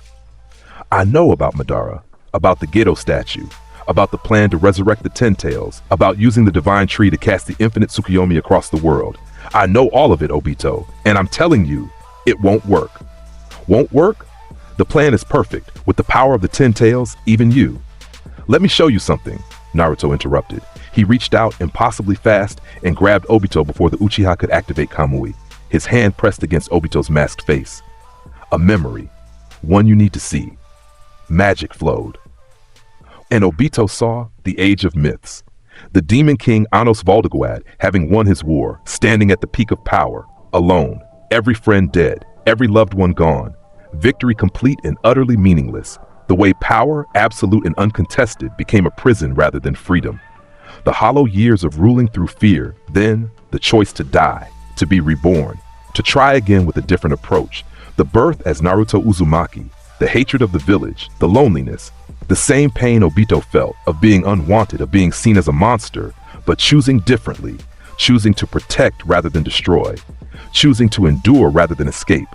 And the result, Team 7, friends, a girlfriend who looked at him with love, not fear, a village that celebrated rather than shunned him, bonds, real bonds, not the false connections of a dream world, but genuine relationships built on shared experience and mutual respect. The memories ended. Obito stumbled backward, his mask cracking from the pressure of Naruto's grip. You see? Naruto said softly, I've lived your dream. I've been the solitary god, powerful and empty. It's not worth it, Obito. Nothing you gain in a false world is worth what you lose in the real one.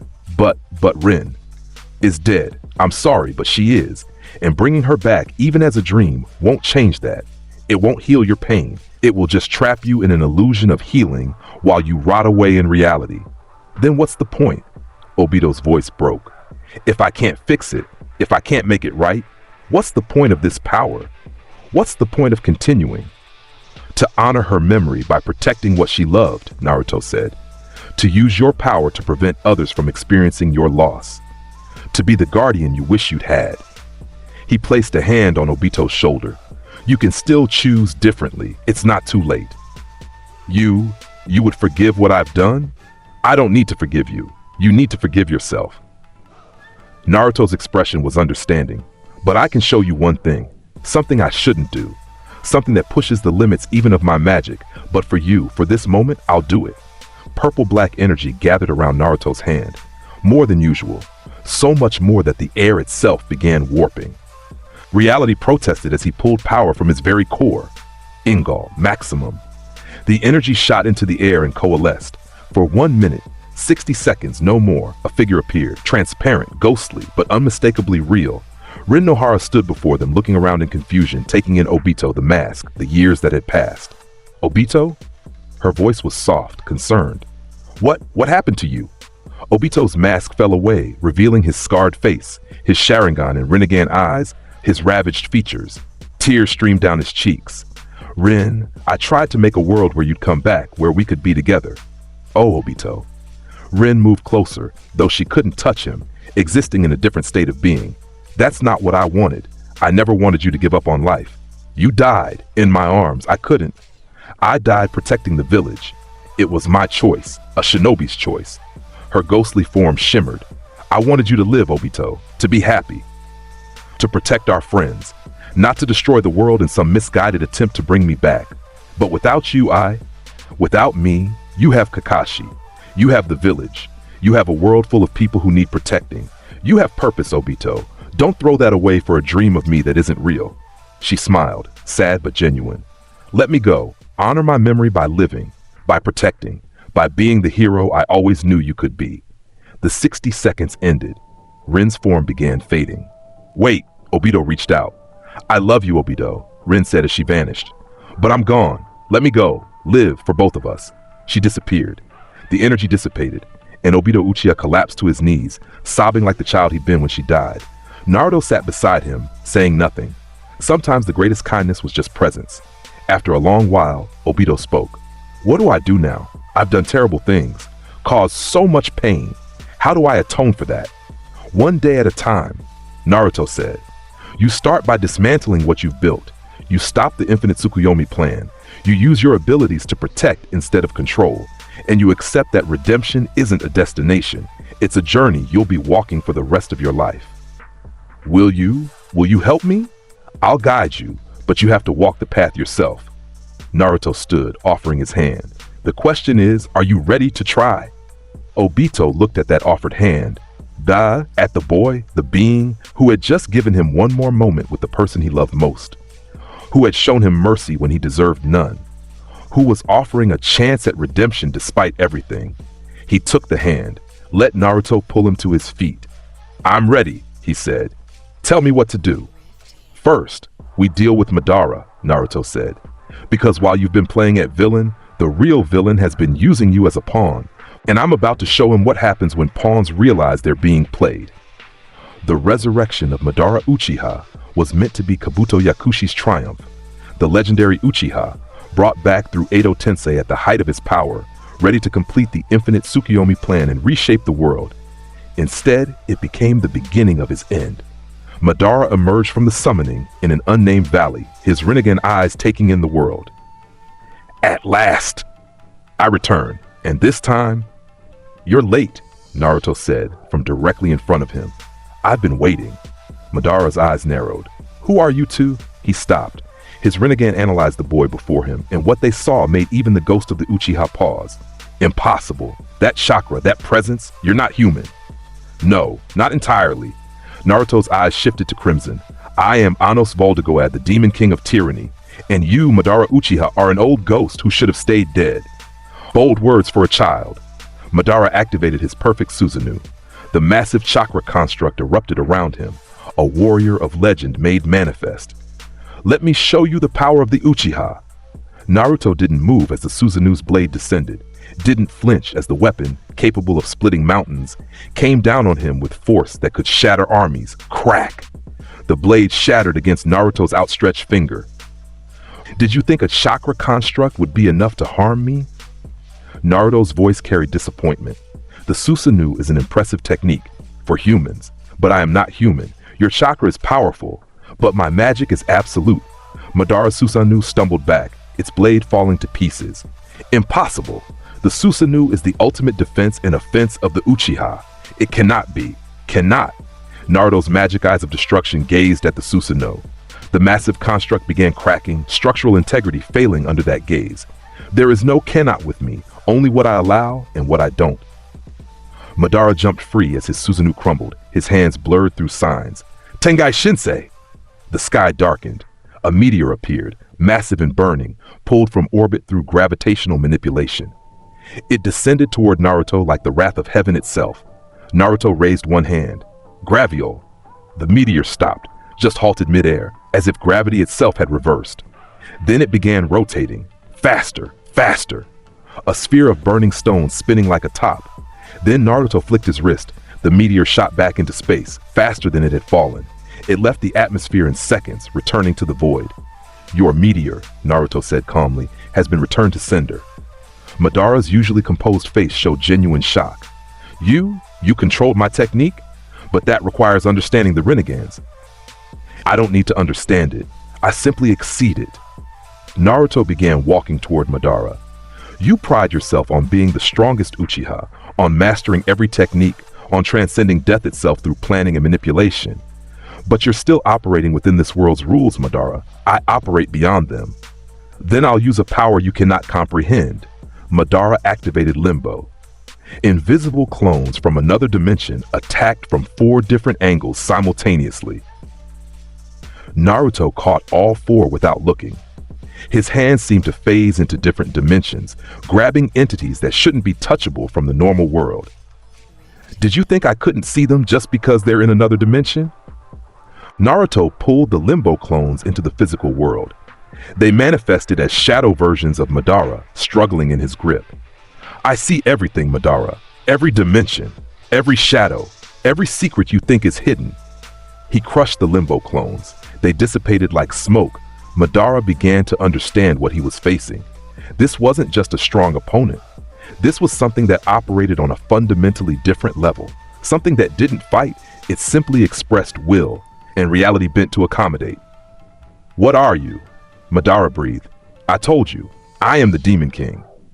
Naruto's expression was almost pitying. But let me show you what that means. Really show you. He activated his magic eyes of destruction to their full power. Everything in his line of sight began to deteriorate. Stone cracked. Air molecules broke apart. The very fabric of space-time started showing stress fractures. Madara's Edo Tensei body, immortal, unable to be killed by conventional means, began crumbling at the edges. The reincarnation technique fought to regenerate, but it was struggling against power that operated beyond the concept of death and life. You want to know why I'm stronger than you? Naruto asked. It's not because I have more chakra. It's not because I know more techniques. It's because I've transcended the limitations you still operate within. Chakra is just one expression of power. Magic is the fundamental force behind all creation and destruction. You're using a tool. I am the tool. He grabbed Madara by the throat, lifting the legendary Uchiha off his feet. Now, let me show you something else. Something you need to see before I end this. Magic flowed, and Madara saw the truth. Black Zetsu's manipulation. How Madara's entire plan, from the moment he met the creature in the cave until now, had been orchestrated by Kaguya Otsutsuki's will. How he'd been a pawn thinking he was a player. How the infinite Tsukuyomi wasn't his path to peace, but Kaguya's path to resurrection. The revelation hit Madara like a physical blow. His entire worldview, everything he'd built his schemes around, was a lie. He hadn't been the mastermind, he'd been the puppet. No, Madara whispered. That's not. It is, Naruto said softly. You were used, Madara, just like Obito was used, just like everyone in this cycle has been used. Black Zetsu is Kaguya's will made manifest, and he's been manipulating the Uchiha for generations to bring about her return. Then everything I've done was based on a lie, yes. Naruto released him, letting Madara collapse to the ground. But you can still choose what happens next. You can continue being a puppet fighting for someone else's resurrection, or you can help me end this, truly end it, stop the cycle, prevent Kaguya from returning. Madara looked at his hands, at the Rinnegan eyes he'd been so proud of, Rinnegan that Kaguya's bloodline had made possible, at the power he thought was his own, but had always been part of someone else's plan. What would you have me do? Die properly. Help me seal the knowledge of how to resurrect you so future generations can't repeat this mistake, and accept that your vision of peace, while well-intentioned, was always going to fail. You can't force understanding. You can't control people into harmony. Real peace comes from choice, not compulsion. You speak from experience? 2,000 years of it. Naruto offered his hand again. The second time that day he'd offered redemption to someone who probably didn't deserve it. I ruled through fear once. It didn't work. I conquered through power. It didn't bring happiness. I've tried what you're trying, Madara. Trust me when I say there's a better way. Madara looked at that hand, at the boy who had just defeated him utterly, at the being who claimed to have lived lifetimes. And Hashirama? Hashirama would want you to live, to try again, to build something better. But since you're already dead, at least die having learned from your mistakes. Madara took the hand. Let Naruto help him up. I suppose I was always meant to lose, the ghost of the Uchiha haunting the world long past my time. He smiled bitterly. At least I lost to something worthy. A Demon King. That's something. It's something, Naruto agreed. Black Zetsu chose that moment to attack, emerging from the ground, lunging for Naruto with the desperation of someone whose millennia-long plan was crumbling. Naruto didn't even look, just said one word, Venezia. Anti-magic. The spell that nullified all supernatural effects. Black Zetsu, a being of pure will and chakra, had no physical form without supernatural power. The anti-magic stripped that away. For a moment, Zetsu was visible, a mass of black energy, ancient and desperate. Then it was gone, not sealed, not destroyed, simply erased, removed from existence so completely that even the memory of it began fading. Did you think, Naruto said to the space where Zetsu had been, that what without form could exist where I deny you? Madara watched in silence, then laughed. It was a broken sound, but genuine. I've been completely defeated, outsmarted, outmatched, rendered irrelevant. He looked at Naruto. And somehow I don't mind. You're not just stronger, you're better, wiser. What I should have been if I had learned from my pain instead of letting it control me. You can still learn, Naruto said. The afterlife awaits. Maybe there, you'll find Hashirama. Talk to him. Finally have the conversation you should have had decades ago. Maybe. Madara's Edo Tensei form began dissolving. Kabuto's control was gone. Naruto had severed it the moment he touched Madara. Now the reincarnation technique was simply running out of power. Tell me, Demon King, will you succeed where I failed? Will you create the peace I couldn't achieve? I already have, Naruto said simply.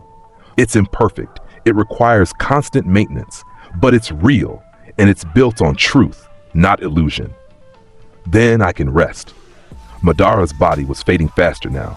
Thank you for showing me the truth, for defeating me properly, he smiled, for proving there was someone who could surpass even the ghost of the Uchiha. He dissolved completely. His spirit lingered for just a moment, long enough for Naruto to see Hashirama's spirit appear, long enough for the two legendary rivals to acknowledge each other one last time. Then they faded together, finally at peace. Naruto stood alone in the valley. Around him, the destruction from their brief battle was already healing. Magic knitting stone back together, repairing the landscape. One more threat neutralized, he murmured. One more step toward real peace.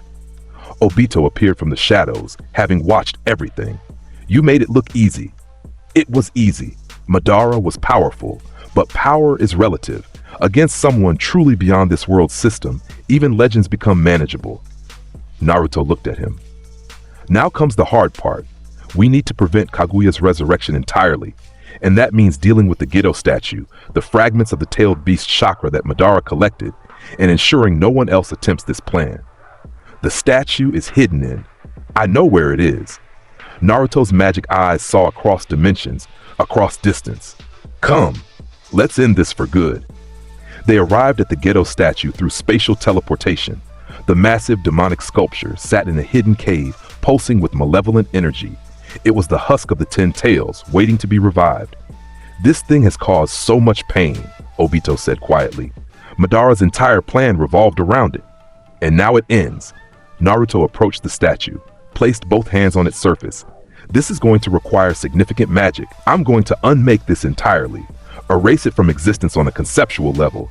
No fragments, no chance of recreation, just gone. Can you do that? Watch. Purple-black energy erupted from Naruto's hands.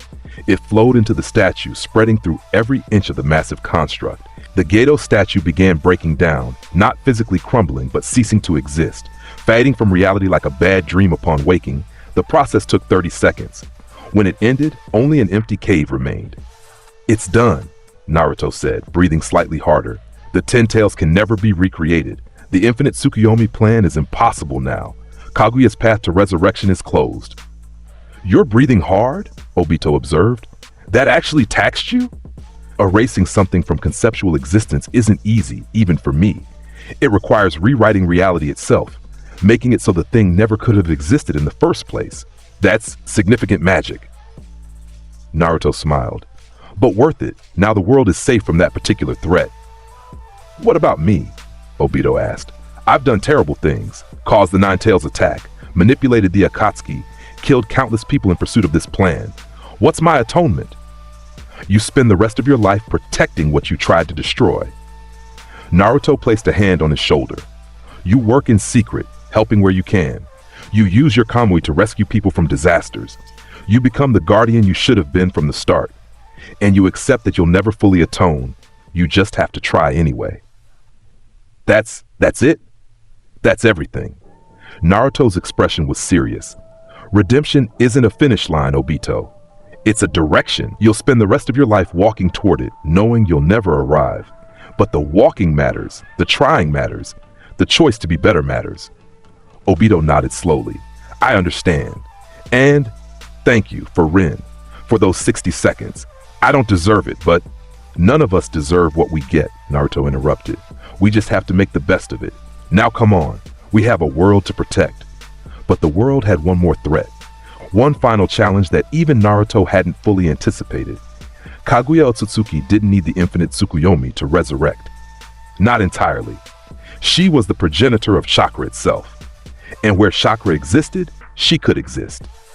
The destruction of Black Zetsu and the Gedo statue had weakened her anchor to this world, but not eliminated it. She manifested 3 months later, during a quiet afternoon when Naruto was training with Team 7. The sky split open. A dimensional rift tore through reality, and she stepped through. The rabbit goddess, the origin of the Otsutsuki clan, the mother of chakra itself. Naruto felt her presence immediately. Everyone, get back. Now.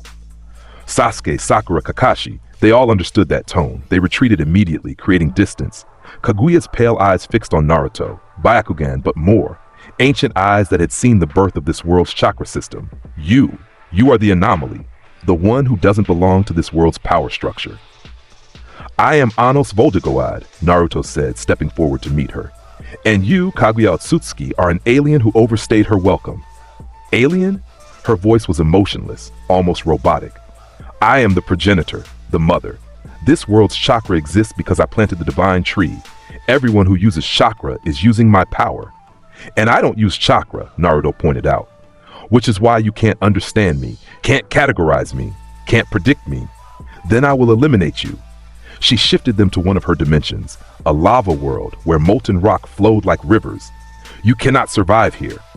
Naruto looked around at the lava, then froze it, all of it. Tens of thousands of tons of molten rock solidified into obsidian in seconds. Interesting dimension. I'll make some changes. He snapped his fingers. The lava dimension transformed. Grass grew from the obsidian. Trees sprouted. Water appeared, forming streams and lakes. In 30 seconds, Kaguya's lava dimension had become a temperate meadow. Did you think, Naruto asked, that controlling dimensions would be enough to threaten me? Kaguya shifted them again. Ice dimension, acid dimension, gravity dimension. Each time, Naruto adapted instantly or transformed the environment entirely. Made ice boil, transmuted acid to water, nullified gravity. You cannot control me, Kaguya realized. You exist outside my power structure. Finally, you understand. Naruto appeared directly in front of her, faster than even her Byakugan could track. You're powerful, Kaguya, the strongest being native to this world. But I'm not native to this world. I'm from a realm where power operated on a completely different scale. And I brought that power with me. Then I will use my ultimate technique. Her hand extended, all-killing ash bones. The bones shot from her palm, projectiles that could kill anything they touched by breaking down matter at the molecular level. One pierced Naruto's heart. He died, fell to the ground. No breath, no heartbeat, just dead. Kaguya allowed herself something resembling satisfaction. Even the anomaly falls too. Naruto's heart restarted. Thump. He sat up, pulling the bone from his chest. The wound closed instantly. Did you think killing me would be enough to make me dead? Impossible. For the first time, Kaguya showed emotion, genuine shock. The all-killing ash bones destroy everything. They negate regeneration. They work on beings native to this reality, Naruto interrupted, standing up. I've died before. In my previous life, I died to be reborn. Death is just another state of being to me. Your ultimate technique is meaningless. He grabbed her wrist before she could retreat. Now, let me show you something.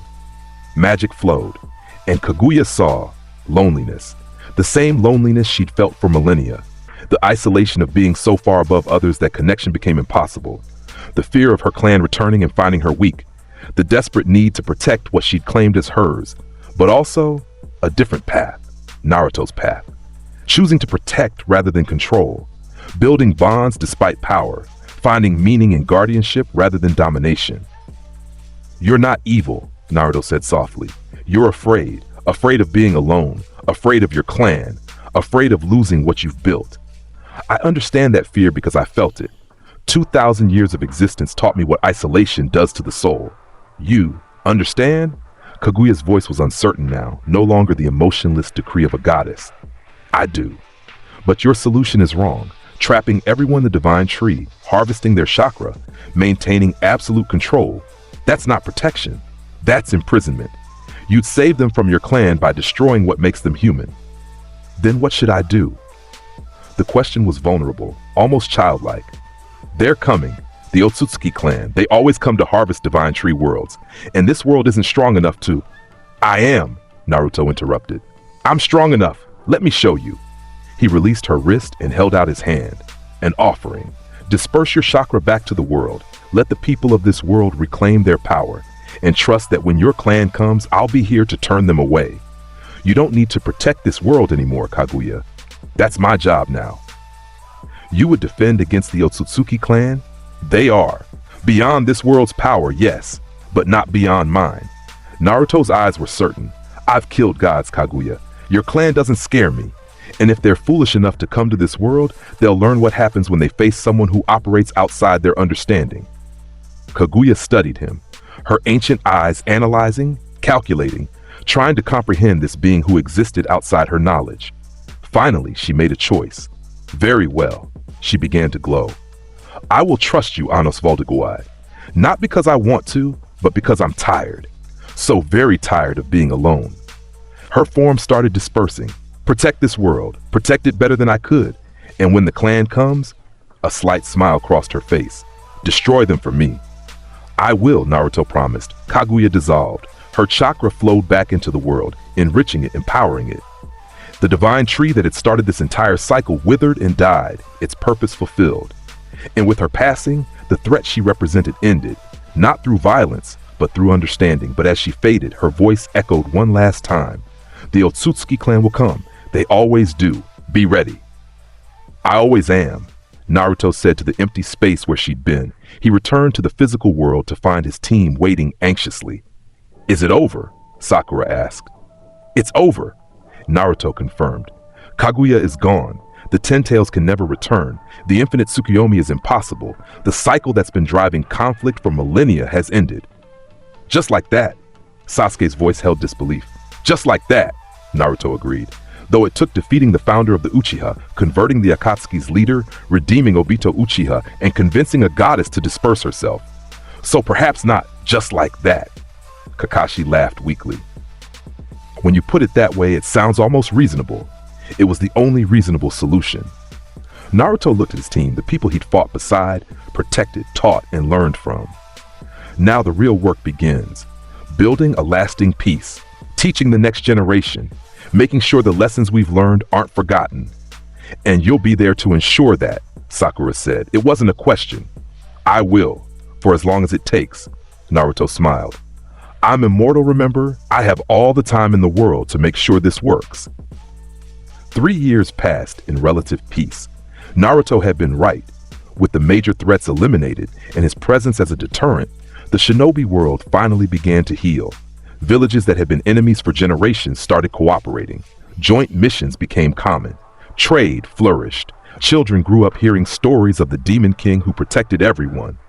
Naruto himself settled into a routine that would have shocked anyone who knew him from before. He took missions when requested, always succeeding. He trained the next generation, passing on knowledge without the arrogance that had marked his earlier days. He participated in village life, eating at Ichiraku ramen, attending festivals, being normal. As normal as a 2,000-year-old Demon King could be, his relationship with Hinata deepened. The shy Hyuga heiress had grown into a confident kunoichi, and her love for Naruto had matured from childhood crush to genuine partnership. They married in a ceremony that brought together representatives from all 5 villages, a symbol of the new era of peace. Sasuke and Sakura followed suit, their own complicated relationship finally resolving into something healthy. Sasuke had stopped chasing power for power's sake. instead focusing on mastering what he had. Sakura had become the greatest medical ninja since Tsunade, her strength and skill respected across nations. The Uchiha clan, slowly rebuilding under Sasuke and Itachi's leadership, Itachi had been pardoned after the truth about the massacre became public, became a symbol of redemption, proof that even the darkest histories could lead to brighter futures. Gaara, as Kazekage, had transformed the Sand Village into a thriving community. His friendship with Naruto was famous, the Demon King and the former Jinchūriki, showing that strength could be used to protect rather than destroy. Kurama, in his human form, wandered the village freely. The other tailed beasts visited regularly, creating a sanctuary where they could live in peace. The image of the Nine Tails playing with children in the park became iconic, a reminder that even demons could be gentle when given the choice. But peace, as always, required vigilance. The dimensional rift opened without warning on a clear day. An Otsutsuki scout emerged, Urashiki, tasked with investigating why Kaguya had never returned. He appeared in the sky above Konoha, his Rinnegan scanning the village. Naruto felt the intrusion immediately. He appeared in the air beside the alien, standing on nothing, arms crossed. Lost? Naruto asked casually. Urashiki turned, startled. What are you? Your chakra is... No, that's not chakra. I'm the reason Kaguya never returned, and I'm the reason you should leave, now. The clan will not tolerate, Urashiki began. The clan, Naruto interrupted, his eyes flashing crimson, will tolerate whatever I tell it to tolerate.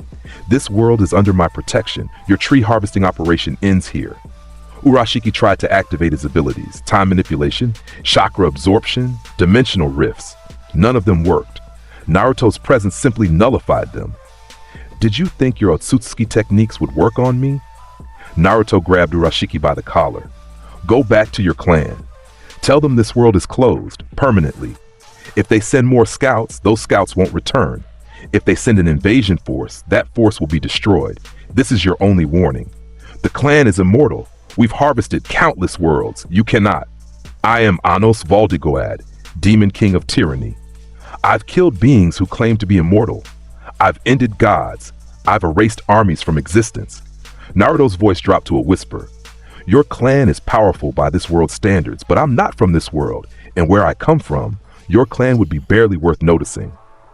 He released Urashiki and opened his magic eyes of destruction. The space around them began cracking. Reality itself protested the power. This is 1,000th of what I can do. If your clan returns, I'll show them the rest. Now leave.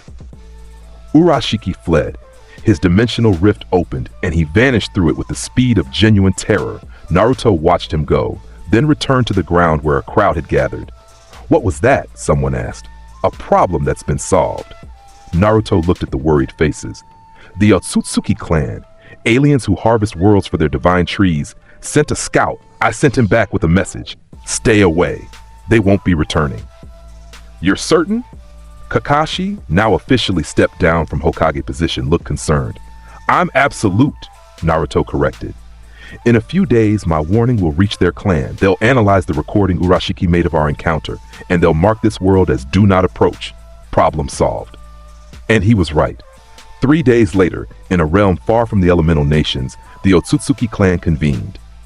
They watched Urashiki's report, saw Naruto's display, analyzed the energy readings. The head of the clan, ancient and powerful, made a simple decree. Mark that world as sovereign territory. The being protecting it operates beyond our understanding. Attempting to harvest there would be suicide. Find other worlds. The clan agreed, and Earth, for the first time in its history, was safe from extraterrestrial threats. 20 years after graduation, Team 7 gathered at their old training ground. Boruto and Himawari played nearby, joined by Sarada and other children of the new generation. The adults watched, smiling at the scene. Hard to believe it's been so long, Sakura said. Not for me, Naruto replied. 20 years is barely a moment in 2000. Do you regret it? Sasuke asked. Staying here? You could have left, explored other worlds. Done, whatever Demon Kings do. I did that already. Conquered worlds, ended civilizations, ruled through fear. Naruto watched his children play. This is better. This is what I was looking for 2,000 years ago and didn't know it. Purpose beyond power, meaning beyond domination, family. Even though you're immortal and we're not? Kakashi's tone was gentle. Especially because of that, Naruto said softly. You're mortal, which means every moment with you matters. Every day is precious because there are only so many. I'm learning to value time the way mortals do, and it's wonderful. Hinata leaned against his shoulder. We're lucky to have you. I'm lucky to have you, Naruto corrected. All of you. You've taught me more about being human than 2,000 years as a Demon King ever could. Boruto ran over. Dad, teach me that eye technique, please. When you're older, Naruto promised. Right now, let me teach you something more important. What's that? How to make friends, how to protect without controlling, how to be strong without being scary. Power is easy, Boruto. Being good is hard. Let's focus on the hard part. Boruto groaned but nodded. Himawari climbed into Naruto's lap and he held her, feeling her heartbeat, her warmth, her life. This was peace. Real peace. Not enforced through fear, but built through love and protection and choice. The cycle had ended. The threats had been neutralized. And now, for the first time in millennia, the world could simply live. Years turned to decades. Naruto watched his friends grow old gracefully, held Hinata's hand as she passed peacefully in her sleep at 93, attended the funerals of Sasuke, Sakura, Kakashi, watched Boruto and Himawari grow into adults, have their own children, continue the cycle of life. He felt the loss, deeply, but he didn't regret it because they'd lived, truly lived, and their lives had mattered. The new generations grew up in peace, real peace. The kind where wars were stories from history books, not current events. Where villages competed in sports and trade rather than combat. Where the title Demon King became synonymous with protector rather than tyrant. Naruto remained, ageless, constant, the eternal guardian of a world he'd chosen over conquest. Sometimes late at night, he'd visit the cemetery, stand by Hinata's grave, talk to her about their grandchildren, their great-grandchildren, the world they built together. And sometimes in those quiet moments, he'd wonder if he'd made the right choice, staying, protecting, watching everyone he loved die while he remained. Then he'd feel the peace of the village, the laughter of children who'd never known war, the prosperity of nations working together, the hope of a future built on cooperation rather than fear. And he knew he'd made the right choice. This was what he was meant to do. Not conquer, not dominate, but protect, guard, preserve. The Demon King of Tyranny had become something greater, something better. He'd become a legend that inspired rather than terrified, a story that taught rather than warned, a guardian that sheltered rather than ruled. On the 100th anniversary of the end of the Fourth Great Ninja War that had never happened in this timeline, prevented by Naruto's interventions, a massive festival was held. All 5 villages participated. Statues were erected, not of the Demon King, but of Team 7, of friendship, of the bonds that had changed the world. Naruto stood in the crowd unnoticed, watching the celebration. Kurama appeared beside him in human form. Do you regret it? The fox asked, echoing Sasuke's question from decades earlier. Never, Naruto said. I've lived 2 lifetimes now. As Anos, I was powerful but empty. As Naruto, I'm still powerful but full of memories, relationships, purpose. This was always the better choice. Even though they're all gone, especially because they're gone, their mortality made them precious. Their time with me was limited, which made it meaningful. I'll carry them with me forever. Hinata's love, Sasuke's rivalry, Sakura's compassion, Kakashi's wisdom. They're gone, but they're also eternal. Because I remember, and I'll keep remembering until the end of time itself. And when you finally die, in some distant future, Naruto smiled, then maybe I'll be reborn again. Maybe I'll find another world that needs protecting. Or maybe I'll just rest, having finally earned it. But that's so far in the future it doesn't matter. Right now, this moment, I'm exactly where I'm supposed to be. They watched the festival together, the fireworks, the music, the dancing, life continuing in all its messy, beautiful, temporary glory. And Naruto understood finally what it meant to be truly immortal. Not just living forever, but making forever matter. Not just surviving, but thriving. Not just existing, but meaning something. He'd been a Demon King who conquered the world. He'd become a guardian who saved it. And now, watching the people he'd protected celebrate the peace he'd created, Naruto Uzumaki, Anos Voldigoad, was simply happy. The Demon King had learned to be human. and in doing so had become something neither demon nor human nor God. He'd become eternal hope, endless protection, immortal compassion. He'd become the story that future generations would tell their children, not to scare them, but to inspire them, to show them that power could be gentle, that strength could be kind, that even immortal beings could choose love over conquest. As the fireworks lit up the sky, painting the darkness with color and light, Naruto closed his eyes and felt the contentment of purpose fulfilled. This was peace. This was home. This was everything he'd ever really wanted, hidden beneath 2,000 years of power and conquest and loneliness. He opened his eyes and watched the celebration continue. Tomorrow he'd resume his duties, protect, guard, watch over this world he'd claimed as his own. But tonight, he'd simply enjoy the moment, the now, the present that mortality had taught him to value. The festival continued, the music played, the people danced, and in the middle of it all, invisible and content, stood Naruto Uzumaki, the Demon King, the Jinchūriki, the hero, the guardian, the eternal protector of a world that had given him what 2,000 years of power never could, a reason to be, the end. End complete. Naruto makes Pain question his entire existence, teaches Madara about real power, and shows Kaguya why gods should stay retired. If you're not subscribed after watching the Demon King stop a Chidori with his pinky, what are you doing? Drop your favorite moment in the comments. I'll catch you in the next one.